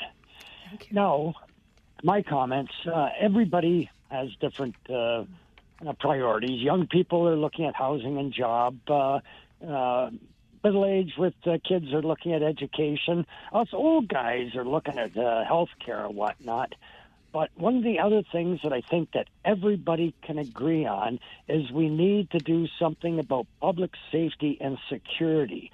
The province is responsible for the court system. They hire the judges. They hire the Crown attorneys. When are we going to do something to protect Ontario citizens against home invaders and stop people from being charged for defending themselves in their own home? Yeah. All right. Well, I had a feeling that's where Paul might want to go. We heard Premier Ford very much off the cuff about a week ago talking about that situation in Lindsay. Premier Ford was off the cuff? Come on. You're right. That's a redundancy for sure. Yeah. So listen, I think I'm the same as everybody. I mean, if somebody came into my house and felt my family and children were threatened, I would deal with that in probably a fairly assertive and aggressive way, right? And I think people were taken aback by the fact that there was some counter charges on the victim. Now, I mean, Paul, my work primarily, though, has been around addressing the backlog in the justice system, because that's a key part as well, right? If we're sending people to jail and they've had their day in court, then one, they should stay in jail. But that court date and that access to justice is really a very precarious place in Ontario. So our backlog here for the justice system, some people are waiting up to 2 years to get their day in court. And then some of those cases are actually being timed out. And I'm thinking of the sexual assault cases. 1,326 sexual assault cases in 2023 got thrown out of court because there wasn't security, or they couldn't get a judge, or there was something with the Crown. So I look at the Ontario trial lawyers who have identified the gaps in funding for our justice system, because you can have the greatest police force, you can have they can be compassionate, restorative justice can be part of it, reconciliation can be part of it, but boy, if you're not getting your day in court, then that's a failure in the entire justice continuum. So we have been, and our critic is Kristen Wong-Tam, and they have actively been, identifying solutions for the government and for the Solicitor General and the Attorney General. This is supposed to be a tough on crime government, but if you're failing on the justice system and the courts are failing the citizens that were elected to serve, then you have some serious, serious issues. So my energy and my effort as the MPP primarily has been around that area. And progressive policing is a very political issue, right? We want, and I think that we have one of the best police chiefs in Ontario, who is very active on, ensuring that the police force is reflective of the community, as trained in de-escalation, because we have seen such an increase in mental health issues in our community because the resources also aren't there. So when I do meet with the Ontario Police Association, I mean, they talk about how all of the issues in our society eventually end up in the back of a cruiser, whether it is, mental health, physical health, homelessness, addiction, and these, so there. But the solutions are absolutely there. But you have to be honest about the problems that exist. So when we finally got the data on those court numbers, because I think that, if you're a member of the community and you've pressed charges, you've experienced a crime, you are suffering or have some trauma about that, you want to make sure that the individual who caused the harm is going through that system and expedited, not walking around waiting for their day in justice system. Catherine Fife, Waterloo MPP, joins us on the Mike Farwell Show this morning. 570 News Radio and Rogers TV. In studio with us this morning, Waterloo MPP Catherine Fife. She's taking your questions about provincial politics, and we take more right after this update from the 570 News Center on the Mike Farwell Show. 570 News Radio.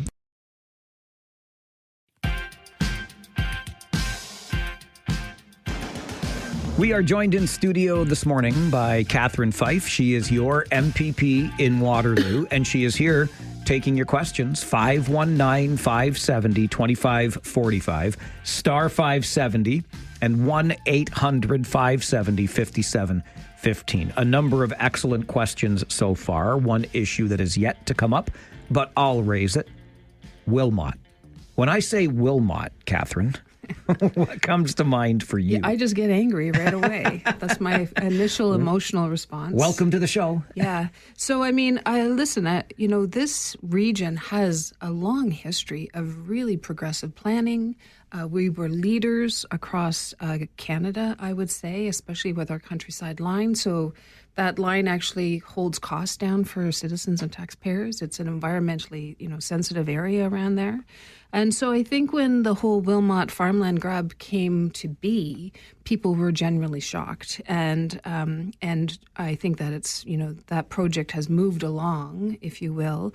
But, when those original 6 farms were approached and threatened with expropriation at, I think it was $35,000 per acre. I mean, there was a natural response from the community that said that this is unjust and should not happen.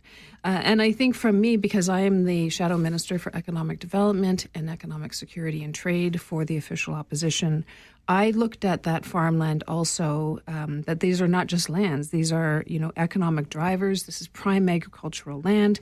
These are people's livelihood. If you follow the economy on it, there's so many other jobs that feed into that sector, into the agricultural sector. And food security is also sovereign security. Like we need to be self-reliant as a province and as a country, so we're less dependent on the U.S. So I think that some important lessons perhaps were realized through this, that the community feels strongly about transparency in our democracy. I always tell people when I'm talking about the riding that I represent, Waterloo, but also Waterloo region as a whole, they're very engaged citizens in this region, and they hold us as politicians to account. They let us know when they're unhappy and occasionally when they are happy. But on this issue, the fact that Ontario loses 319 acres of farmland every single day, this is not sustainable, Mike. We have to have a strategy in place to ensure that key farmland is protected so that we can feed our population and that we're less dependent on other sectors. And we still don't have any answers. And that's the other part about the Wilmot farmland grab, is that, various actors here in the community have said, what it's not going to be. But they've never told us what it is going to be. And it definitely falls outside of the way that we have planned for the long term and sustainability. So this is an issue that still is resonating. It resonated during the election as well, at the doors. And I believe the petition against the project as a whole has already garnered 30,000 signatures. So, it's not over till it's over, but there are many eyes on this project. It reminds me a little bit of what we were talking about earlier, Catherine, with regard to school boards and the province centralizing more power, more control. Because you make reference to the planning that was done here in the region of Waterloo, which was absolutely widely recognized as some of the best urban planning in all of Ontario, if not Canada.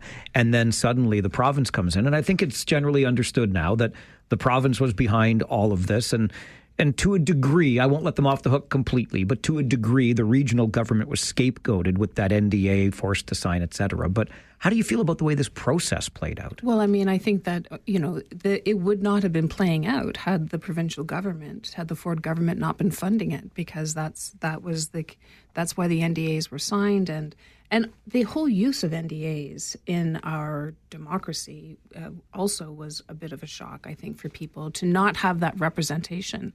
And just to go back to the trustees, I mean, if you didn't like that, if you can't call your local trustee and you're going to have to call the Minister of Education, I mean, when are you going to get a call back, right? So local representation matters, and this community values it. And so I think that it's, on the whole, it's always worth fighting for, to make sure that our democracy is stronger, not weakened. And we do have a provincial government that really likes to hold on to power and centralize that power. And we've seen that in the way that they've dealt with municipalities, right? With, you can have development charges, you can't have development charges. You have to meet these targets. We're not going to support the infrastructure. But if you don't meet those targets, you don't get this extra little pile of cash. So the overreach that I see the provincial government interfering in other levels of government when they should really be focused on their own damn jobs is really astounding to me. All right, let's go back to the phones here from one of our listeners this morning. Chris, good morning. Good morning. How are you guys? Good, Chris. With regards to the Wilmot Land Assembly, my question is, if we're progressive and we want to maintain farmland, why aren't we moving towards a vertical growing scenario where the food can be kind of housed in warehouses and grown in warehouses vertically, allowing us to maintain our food supply throughout the winter rather than just relying on farmlands like this that are only seasonal? Yeah. I mean, I think that the vertical farming has actually garnered a lot of support, particularly in areas like Northern Ontario, because they don't have the kind of farmland that we have. But I guess, Chris, what I would say is that the farmland that we do have here in southwestern Ontario is so unique in the country and in the province that we are going to need this soil to feed future generations, future populations.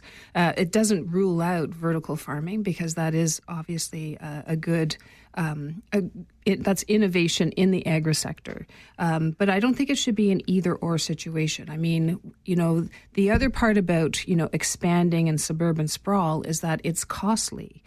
So every future subdivision is being paid for the last subdivision, if you will. So we in Waterloo region are very unique in the fact that we are dependent, I think 80 or 85% on groundwater. This makes us unique. Most other municipalities and regions have other sources of water. So we have to plan for the future, and we should not be, putting additional pressure on the aquifer that we all depend on. So what I would say to you is that we need a mix of innovation in agriculture, but that farmland that's out there, that took thousands of years to develop, and it's certainly worth fighting for. Recently, Catherine, the employment news in the province was not exactly rosy. So I feel like we're in a really difficult spot here, where I hear what you're saying about farmland and its importance, especially for future generations and growth. At the same time, those future generations and new people in this region are going to need jobs. How are we going to balance that? Yeah, I mean, so especially, I would say, just to anchor the question, is that we are dealing with an aggressive tariff war right now in trade. I chair the Leaders Advisory Council on Tariff Response and Economic Security. And so we have been meeting with farmers across Ontario. They've put forward a very progressive plan for future generations and those jobs around through a sustainable lens, I guess I would say.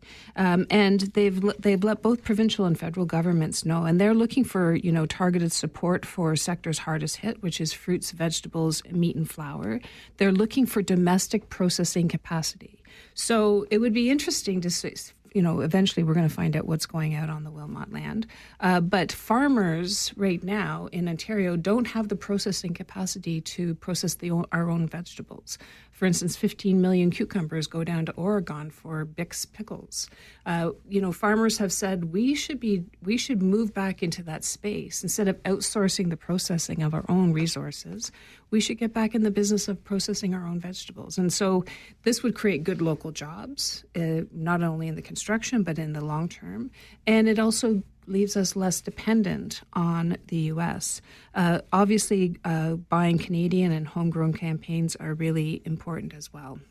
So what I would say is that we have to pivot for future jobs, which hopefully happen around processing and agriculture, so that we're more self-reliant. And then also we can't do that though if we don't have the farmland. That farmland is not coming back if it's paved over. So for me, there's a very clear path forward, is that we have to ensure that agriculture, which contributes, I think, $43 billion to the Ontario economy, has a chance of being successful and actually can achieve even more, because we have sort of siphoned off our capacity to other jurisdictions around processing. So let's get it back in the business of procuring our own fruits and vegetables and agricultural products, and then let's support that sector through procurement in our schools and the government.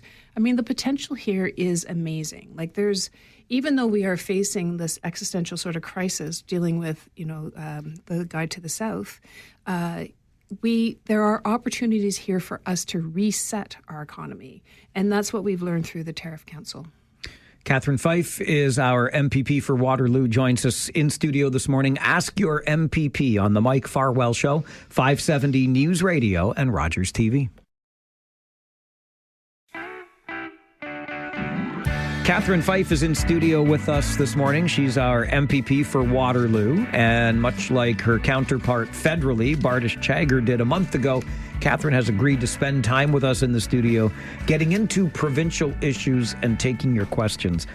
One that I would like to get into with you, Catherine, and I will be the first to admit, this has absolutely exasperated me of late. I'm incredibly frustrated with the status of all-day two-way GO train service, which is non-existent after having been talked about for well over a decade now. Highway 7 was in the news the other day. It just makes me roll my eyes.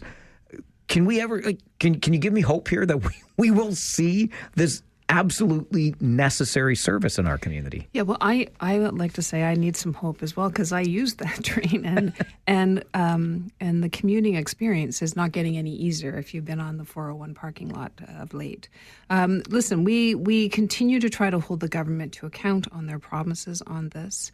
The latest is we're supposed to get our transit hub and our station. The station that's currently in Kitchener, I think, was just constructed around World War I, where that's how long that station has existed. It's if you are a regular commuter, getting in and out of that is quite challenging. And now, of course, we also have the encampment that's the space where the new transit hub is supposed to be. We've got this new court case that has indicated that those people can stay there until November.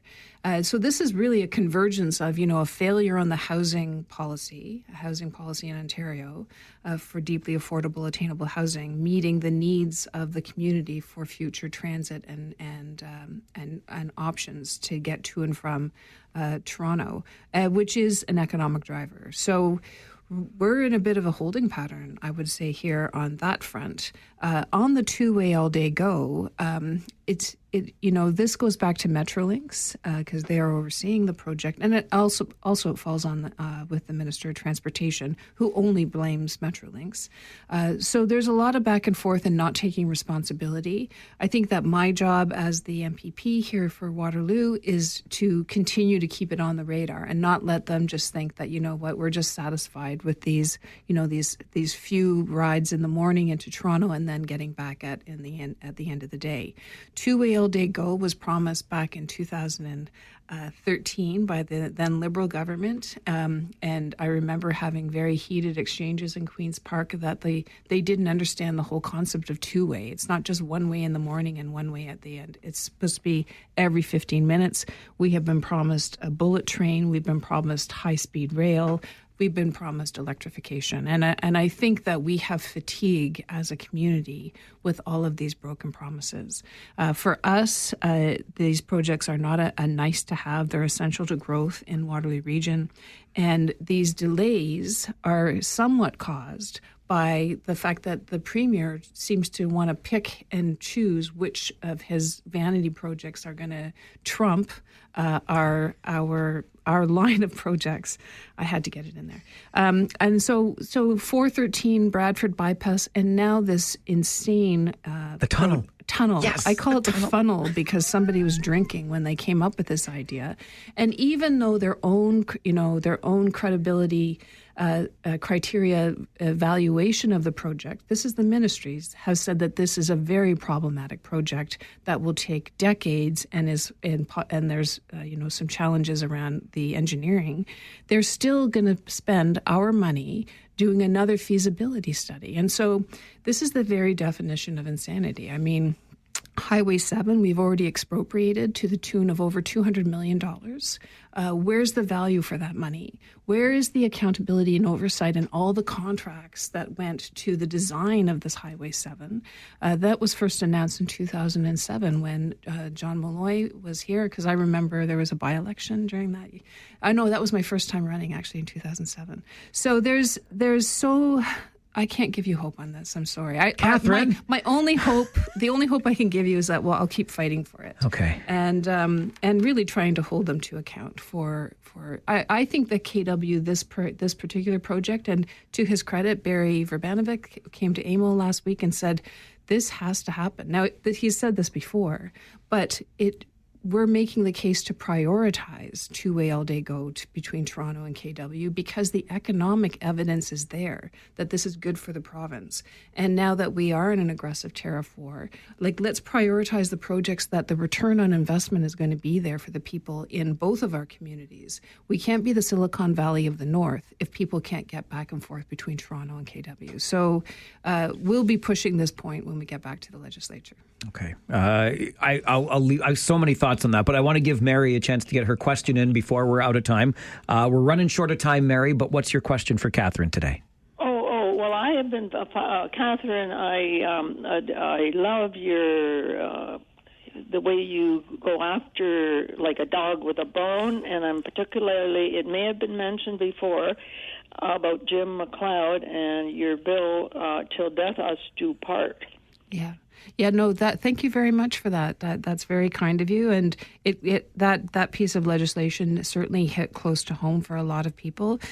Jim did call in earlier. He wanted to register some grievances with the Minister of Education, but him and Joan are together right now. But the legislation still needs to be passed, and the rights of seniors enshrined in the law, so that we don't separate them as they age. So that work is ongoing. Yeah. Your determination that Mary alluded to, Catherine, is, just to go back to the all-day two-way go piece. This is where I get frustrated because I feel as though this is politics. You can be determined, you can continue going after it and holding the government to account, but the challenge becomes, and you mentioned Barry Verbanovic, the mayor of Kitchener, if Barry makes too much noise, he might lose out on a provincial favor at some point. And this is where I just, as Joe Citizen, get really frustrated because this is stuff we need. Yeah. I mean, and you've just alluded to something like this is the new culture, if you will, Mike, in politics, is that, municipalities do have to be very careful because they don't want to bite the hand that feeds them, even though that hand is only giving them crumbs. Right. And I think this case was made in Sarnia when the reporter said to the Premier, the average price of a house in Sarnia is over $400,000, and you're giving us $400,000. Isn't this just theater? And of course, the Premier took great offense to that. But at the end of the day, people are losing patience with the announcements and with the press releases. We're not going to right the economy. 700,000 people are unemployed in Ontario. In Windsor, it's at 11.2%. So, if you're talking about protecting Ontario, it's time to actually protect Ontario, right? It's not going to be a press release. And so those tariff-exposed communities, and to some degree Kitchener-Waterloo is exposed as well, but not to the degree of Windsor and even, and Ontario and Quebec are very sensitive to the tariffs. We need to make sure that government procurement is a solution, and that's what we're hearing through the Tariff Council. The forestry sector is not saying, give us a handout, they're saying, give us a contract. Right? Our Homes Ontario plan would build much needed, deeply attainable, affordable, and non-market housing. So people do not want to see their fellow citizens in tents. So let's, address an economic issue right now by ensuring that the forestry sector is sustainable, that we have housing, and that people are not in an encampment where a transit hub needs to go. So this is the continuum of work that needs to happen. And, sometimes I get energized from it, but I also have really good staff that support me through that process. We are fresh out of time. Thank you so much for making the time for our show and our listeners today. It was a real pleasure. Thanks very much, Mike, for having me on. Catherine Fife is your MPP for Waterloo on the Mike Farwell Show. 570 News Radio, Rogers TV.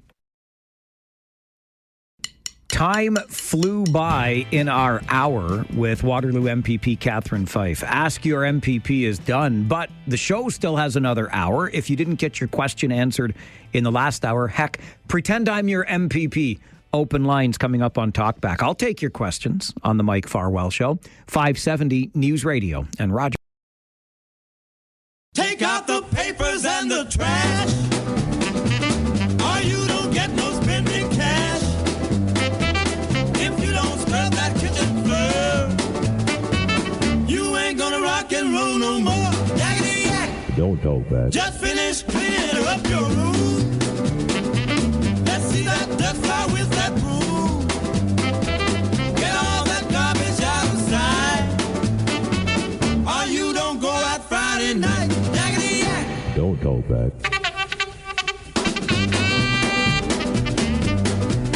It is your daily Talkback Hour. Every day, noon till 1, we open the phone lines and give you the chance to have your say. Maybe there's something we talked about earlier today on the show that you want to share an opinion on. Maybe it's something else entirely. If it's important to you, it's important to us. And maybe you can make us aware of something that's going on in your neighborhood. 519-570-2545, star 570, and 1-800-570-5715. We'll begin with Andre. Good afternoon, Andre. Hello, Mike.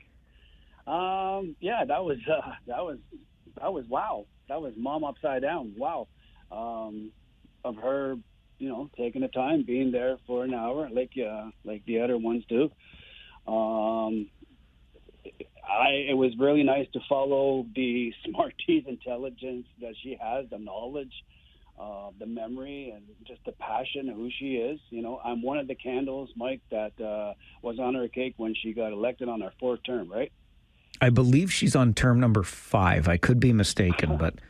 So I wanted to ask her on that is, what is her goal after that, right? After being the MPP, this is her, let's say, the 5th one, like you said. I think it was a by-election that first brought her in, and then she's been 4 more terms since then. I'll have to look it up for sure. So you want to know what Ms. Fife is going to do after politics? Exactly. All right, Andre. It's an interesting question, and I wouldn't even pretend to speak for Ms. Fife, but I will say, given the work that she has done and the tireless determination that she has demonstrated, which Mary made reference to when she phoned just before noon today, I hope that Catherine Fife puts her feet up and says, I've done a good job. I'm out. Peace out. It's retirement time. We'll see. I wouldn't know, but perhaps next time I run into her, I'll check on that and see if she's got. But I really don't think that Catherine Fife is thinking much beyond 2029 right now. Right? We just had a provincial election earlier this year, so she's at the very beginning of another 4 years, and she's clearly got some priorities, not the least of which is continuing to advocate for all-day two-way GO train service to this community. And with no disrespect intended to Catherine, I'll believe it when I see it, because I am sick and ding-dang tired. I am as sick of all-day two-way GO as I am of Highway 7 and all of the talk,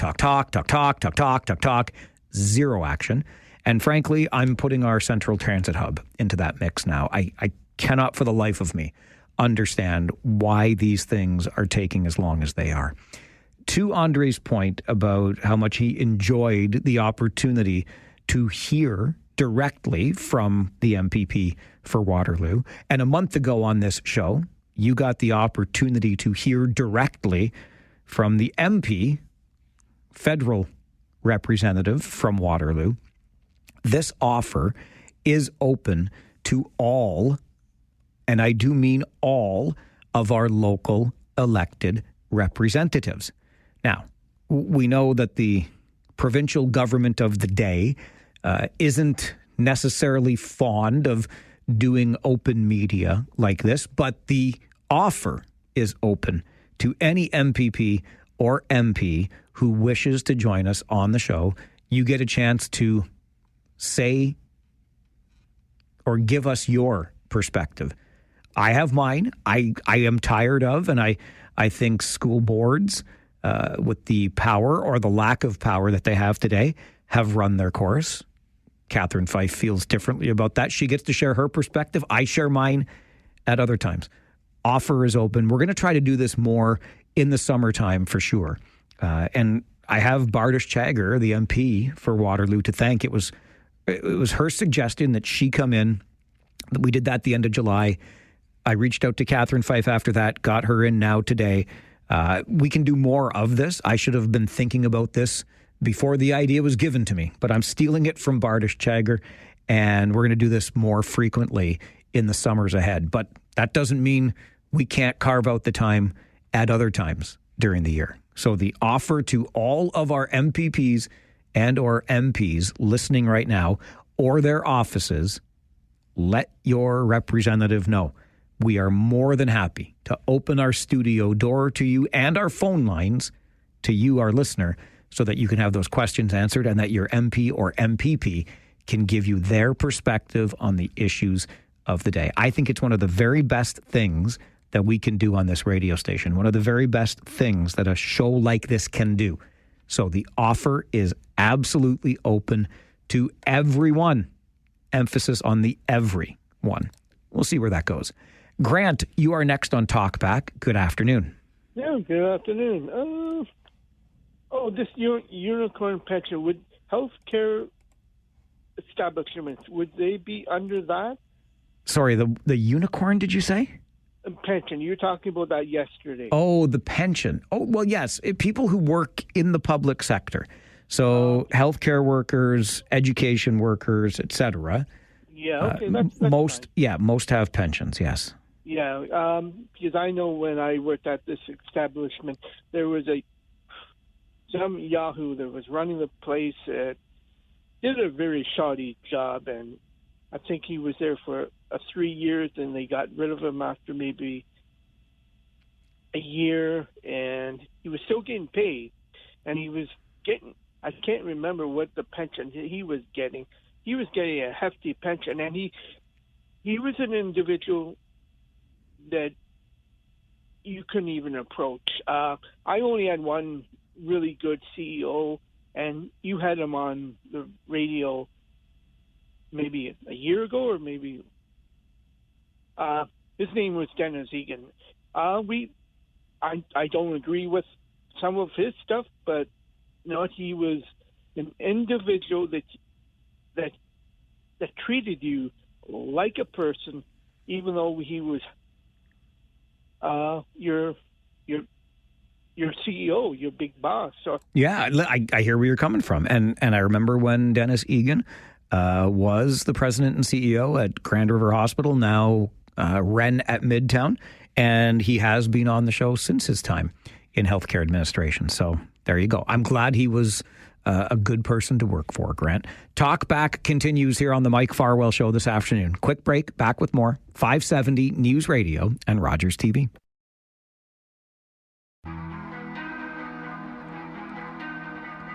The Daily Talkback Hour is your chance to do just that. Talk back to us. Talk back at us.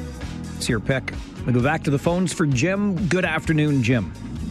Good afternoon, Mike. And the thing I want to bring up is recently, I'm not sure if you're aware, the $200 disability tax credit that people are now getting each month. Jim, I'm having a whale of a time. I'm not sure if you've got a window open. It's just your Bluetooth, but it's really hard to hear you. How about that? Is that better? A little bit. Yeah, I turned off my wipers. Recently, the $200 a month disability tax credit people are getting now from the federal government. Yes. That was delayed because of a computer problem. I think that the government really dropped the ball when it comes to notifying people.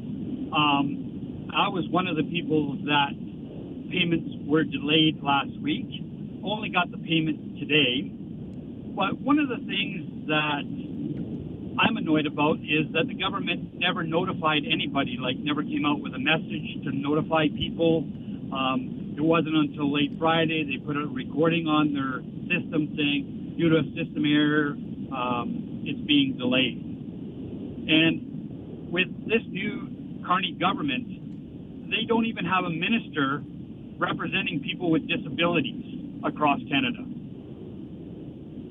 And I think that's a big mistake on their part, because there are many people with disabilities across this country that vote. And I think that that's where they're missing the ball on something like this.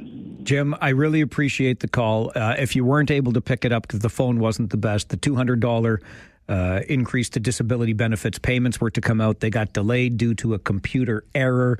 And Jim says the current Liberal government doesn't even have a minister responsible for supporting those in Canada with disabilities, and he thinks that's a failure. Quickly on the computer error, read the story this morning, and sorry if it makes you roll your eyes, the Phoenix Pay system. You remember this? It reminds me of, what did we call it when we tried to get rid of the fax machines in Ontario healthcare? But the move to digitized health records or whatever, that just was a complete schmozzle. That's the word I was looking for, schmozzle. My good friend Karen Coviello likes to use that word. She taught me the schmoz. Anyway, the Phoenix Pay system, it was supposed to make things better, and federal civil servants not getting paid, and it's cost a fortune, and now there's going to be an independent auditor's look into it. And you just wish we could do better in terms of implementing new technologies.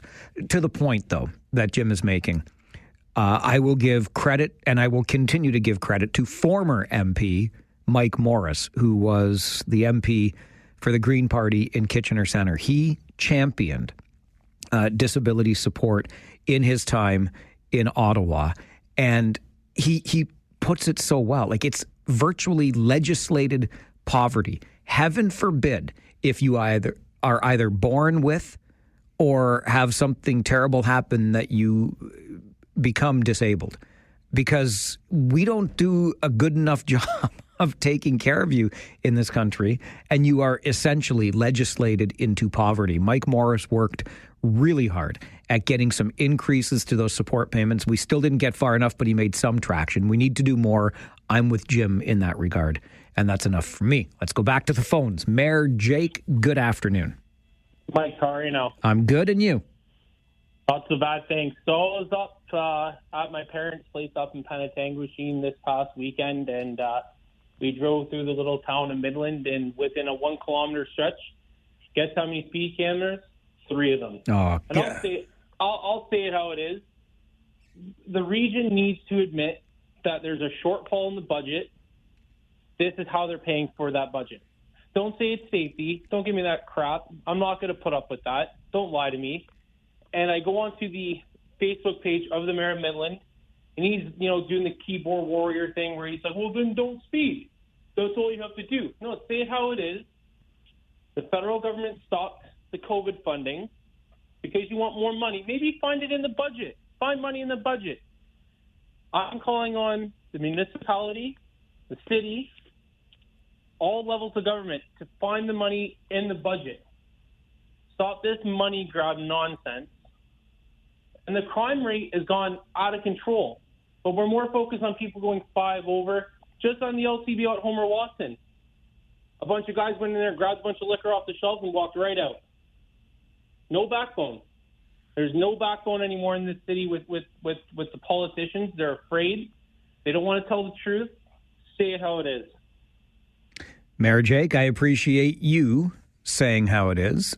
I shared a similar experience from my time into northern, central and northern Ontario on my motorcycle trip the other week. Seems every community you go through, speed camera, community safety zone, 30 kilometers an hour, 40 kilometers an hour. Mayor Jake is right. This is flat out, it's like development charges for municipalities. It's a tax or a revenue stream that they're able to tap into. Speed cameras is the same thing. It is a revenue stream, pure and simple. And it's got to stop. It's got to stop. Mayor Jake is 100% right. This is the Mike Farwell Show, 570 News Radio, Rogers TV. Thank you, commercial, about all of our tradespeople and Labor Day coming up this weekend. I got to do a better job. I have to write things down, but the commercial reminded me. This is a long weekend coming up, the Labor Day long weekend. Your All Request Friday this week, where we play bits of your favorite songs on the show throughout the day, is going to be themed songs about work, or maybe songs that make you think about work. It's the Labor Day weekend. Friday's All Request song selections from you. The theme is working songs. Got it? Good. We'll talk more about it as the week goes on. I'll remind you again, because I'm going to write it down so I remind myself. Talkback continues now with Terry. Good afternoon, Terry. Hey, good afternoon, Mike. That means your favorite song would be played, won't it? You know it, buddy. You know what we're starting the show with on Friday, and I got an excuse, management. Take a hike. Got it. That's right, buddy. What about Man at Work? Does that count, even though it's a band? Sure, why not? I'll go with it. I'm very loose with the rules, Terry, as you know. Of course. Hey, Mike, you got your sledgehammer handy because you're going to smack me in the head with the sledgehammer. What I'm about to say. I'll hang up on you, Terry. Okay. Well, okay. We'll see. I hope not, but we'll see. You know that caller you had yesterday about the mattress? Oh, my goodness.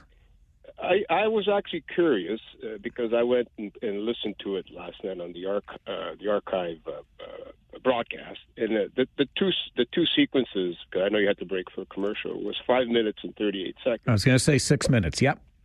But I don't think that was all that bad. I think the problem is the way your show is formatted because you get all these constant breaks. So I mean, do you remember the old format where you would have a guest? And then you would go on, for 5-6 minutes, pontificating what the guest said. Terry, Mike, I'm just saying. I know, no. If I may, because I 60 seconds hard. I got to get to news. You called about this not too long ago, and I said changes are coming, baby. You're going to love them. They haven't come yet, but I promise you, they're coming. Okay. I'm just saying, you would go on for like 5-6 minutes, and then I'm saying to myself, oh my God, I want to listen to Paul from Preston and some other callers. But anyway, I just thought I'd make that relation, Mike. I hope I spared your sledgehammer. Anyway, have a good day, Mike. Thank you, sir. Thank you, Terry. See, no sledgehammer. I didn't hang up on you. I am always here for criticism. I almost said constructive. I mean, I would prefer it be constructive, but I'll just take your criticism, feedback, and my fingers are crossed. We've been talking. It's all I can tell you because I don't get to make the final decision. I'm just a schlub around here, but hopefully we'll have a little more time to let the show breathe. We'll talk more about it right after this update from the 570 News Center. Talkback continues on the Mike Farwell Show, 570 News Radio.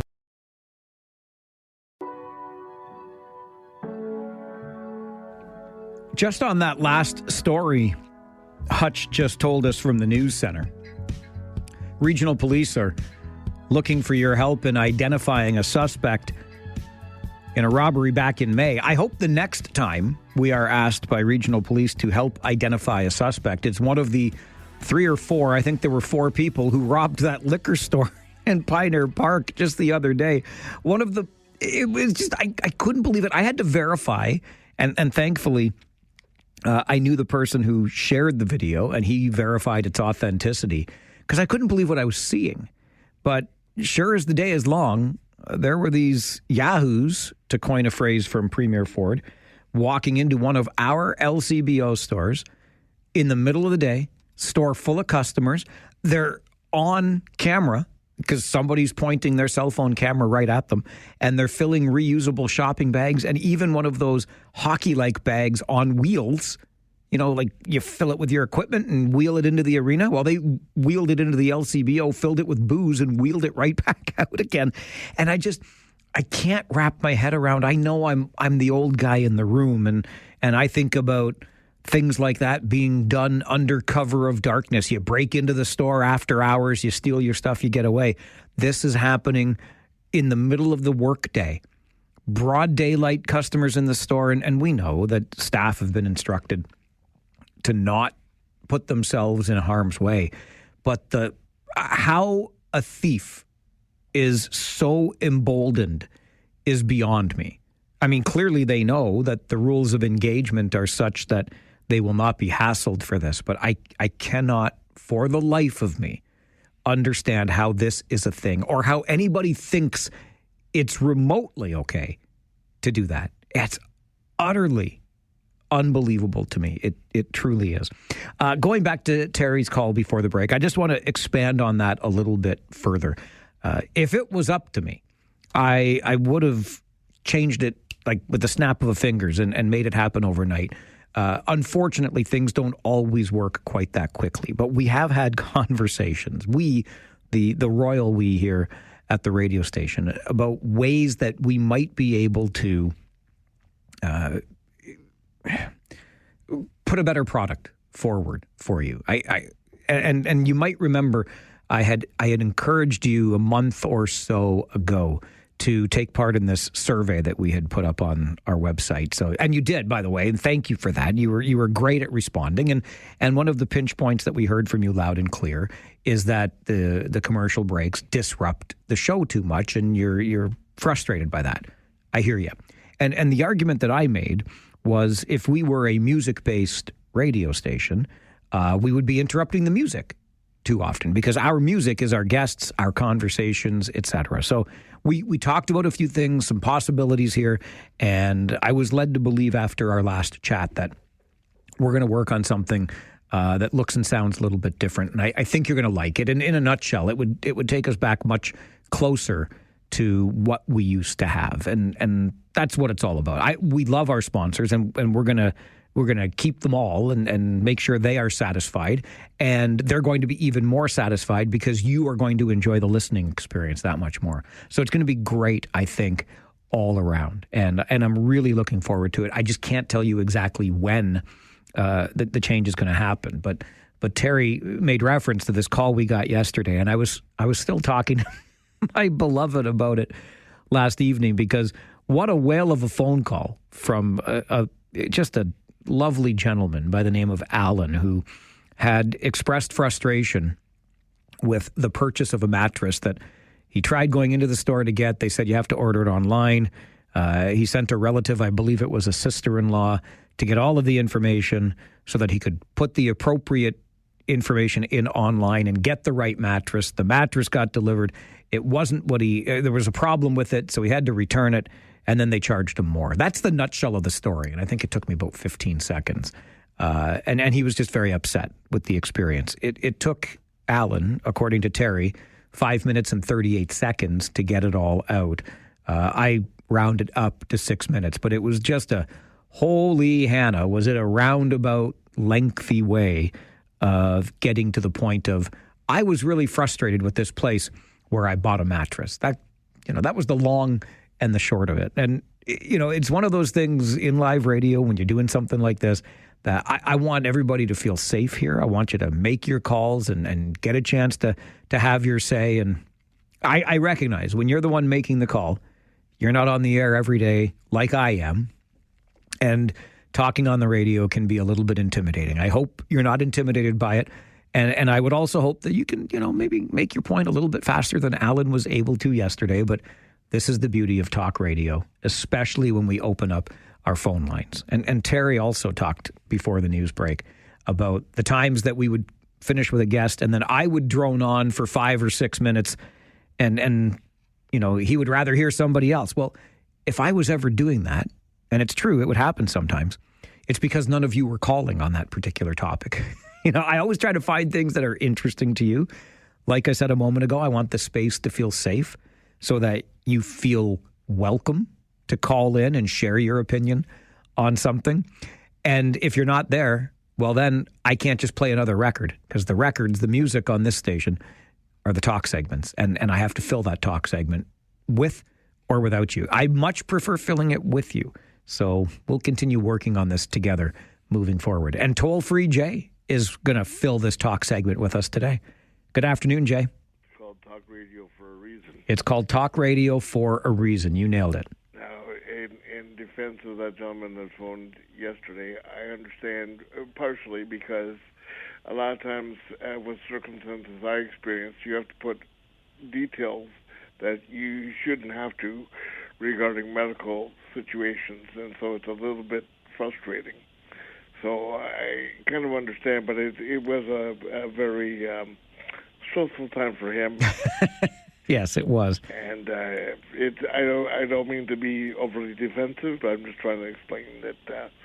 Because I have experienced that myself when there are special needs for medical conditions that you can't really put into words to other people. Well, and you're right. And I understand too, Jay, that when it's happened to you and it's your story, it's the most important thing in your world. I get it. Yeah. And sometimes it takes people a lot of courage to phone in. And I don't need that courage. Some people wish I had the courage to stay off your phone, but that's another story. Thanks for your help, Ben. We'll talk soon. All right, Jay. I appreciate your perspective always. A quick break. Back with more Talkback on the Mike Farwell Show. This is 570 News Radio and Rogers TV.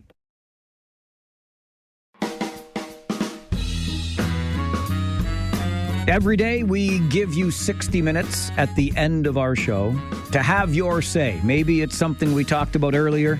You didn't get to weigh in on then, but you want to do it now. You can make that call or just tell us what's going on in your neighborhood. Maybe there's something happening that we should know about. We'll take another call right now from Joan. Good afternoon, Joan. Hi, Mike. How are you? I'm great, thank you. How are you? I'm fine. I just moved into Guelph a couple of years ago, and I really enjoyed it. I love your show. Thank you. Make sure I watch your show. I have a question for you. Okay. What's the purpose of a bus shelter? What's the purpose of a bus shelter? I would say to keep those waiting for the bus sheltered from the elements. Then why are they making a bus shelter just with a front, a top, and not even a full side? Like, it's not even a full bus shelter. It doesn't shelter you from the elements. Well, I mean, it keeps the rain off of you, I would suppose. No. Oh. It depends on the wind. Okay, yeah, fair enough. Right? Yeah. I don't know who to vent this to, so I'm venting it to you. Bus shelters are supposed to have 4 sides. This one has 1.5. I think, well, so it would have the top and one side, right? Yeah. Yeah. Where are you supposed to get shelter from the elements? Joan, you make an excellent point and you raise an excellent question. They raise money. They bitch about, sorry for saying the word, about taxes and everything else. But they put in a shelter that doesn't do what it's supposed to do. Yeah, so you would rather spend more on something that actually does what it's supposed to do instead of less on this useless structure that you get today. Well, exactly. Like, especially on a main road like Gorton. Oh, for sure. They want the people to use transit, right? Absolutely. And then they put up a so-called shelter. Like, it doesn't keep you from the elements. Joan, thank you for raising that. We will see if we can get to the bottom of it and find out if we can go back to something more shelter-like.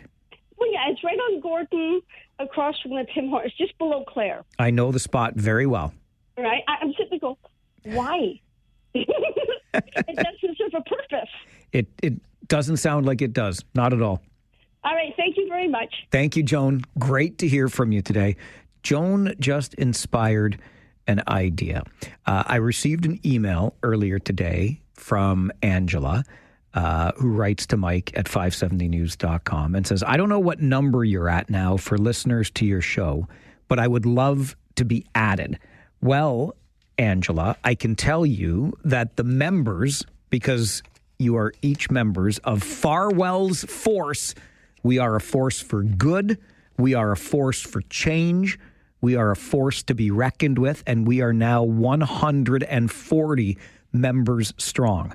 So, Angela, I will gladly grant you number 141, the 141st member of Farwell's Force. I used to joke that we've got 33 listeners or some such number on this program. It was just a little wee joke. And then one thing led to another, and we decided, well, we should just count. Let's find out how many we have. And there you go. We're now at 141. And the idea that Joan just inspired me with is Guelph. I know that we have a number of listeners from Guelph. Marino called earlier today when Catherine Fife was on the show to ask our MPP a question, and I know that Marino is from Guelph.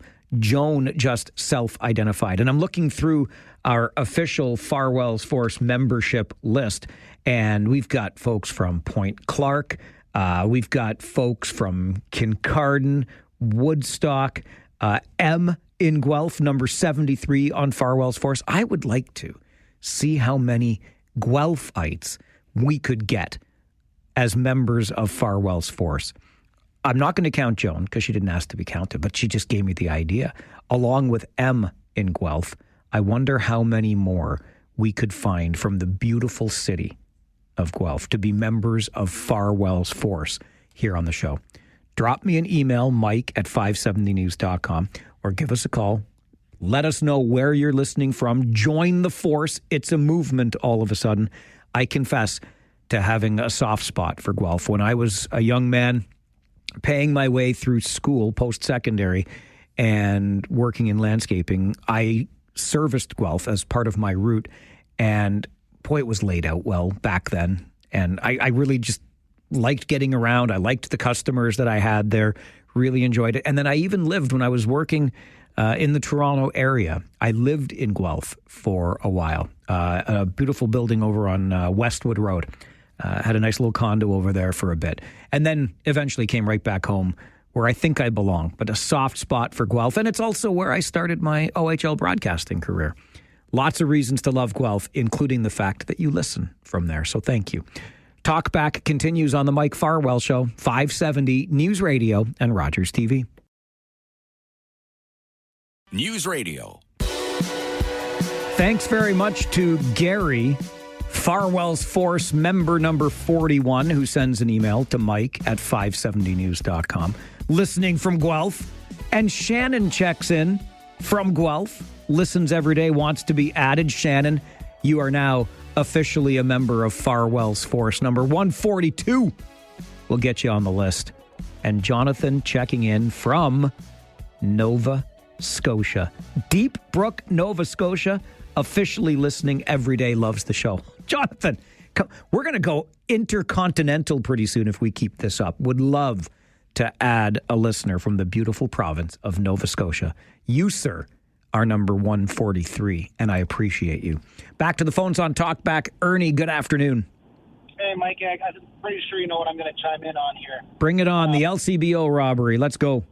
I can't believe, how no shame, not even a nylon sock over the head, faces straight up on camera, not even trying to hide themselves at all, you know? It's crazy, isn't it?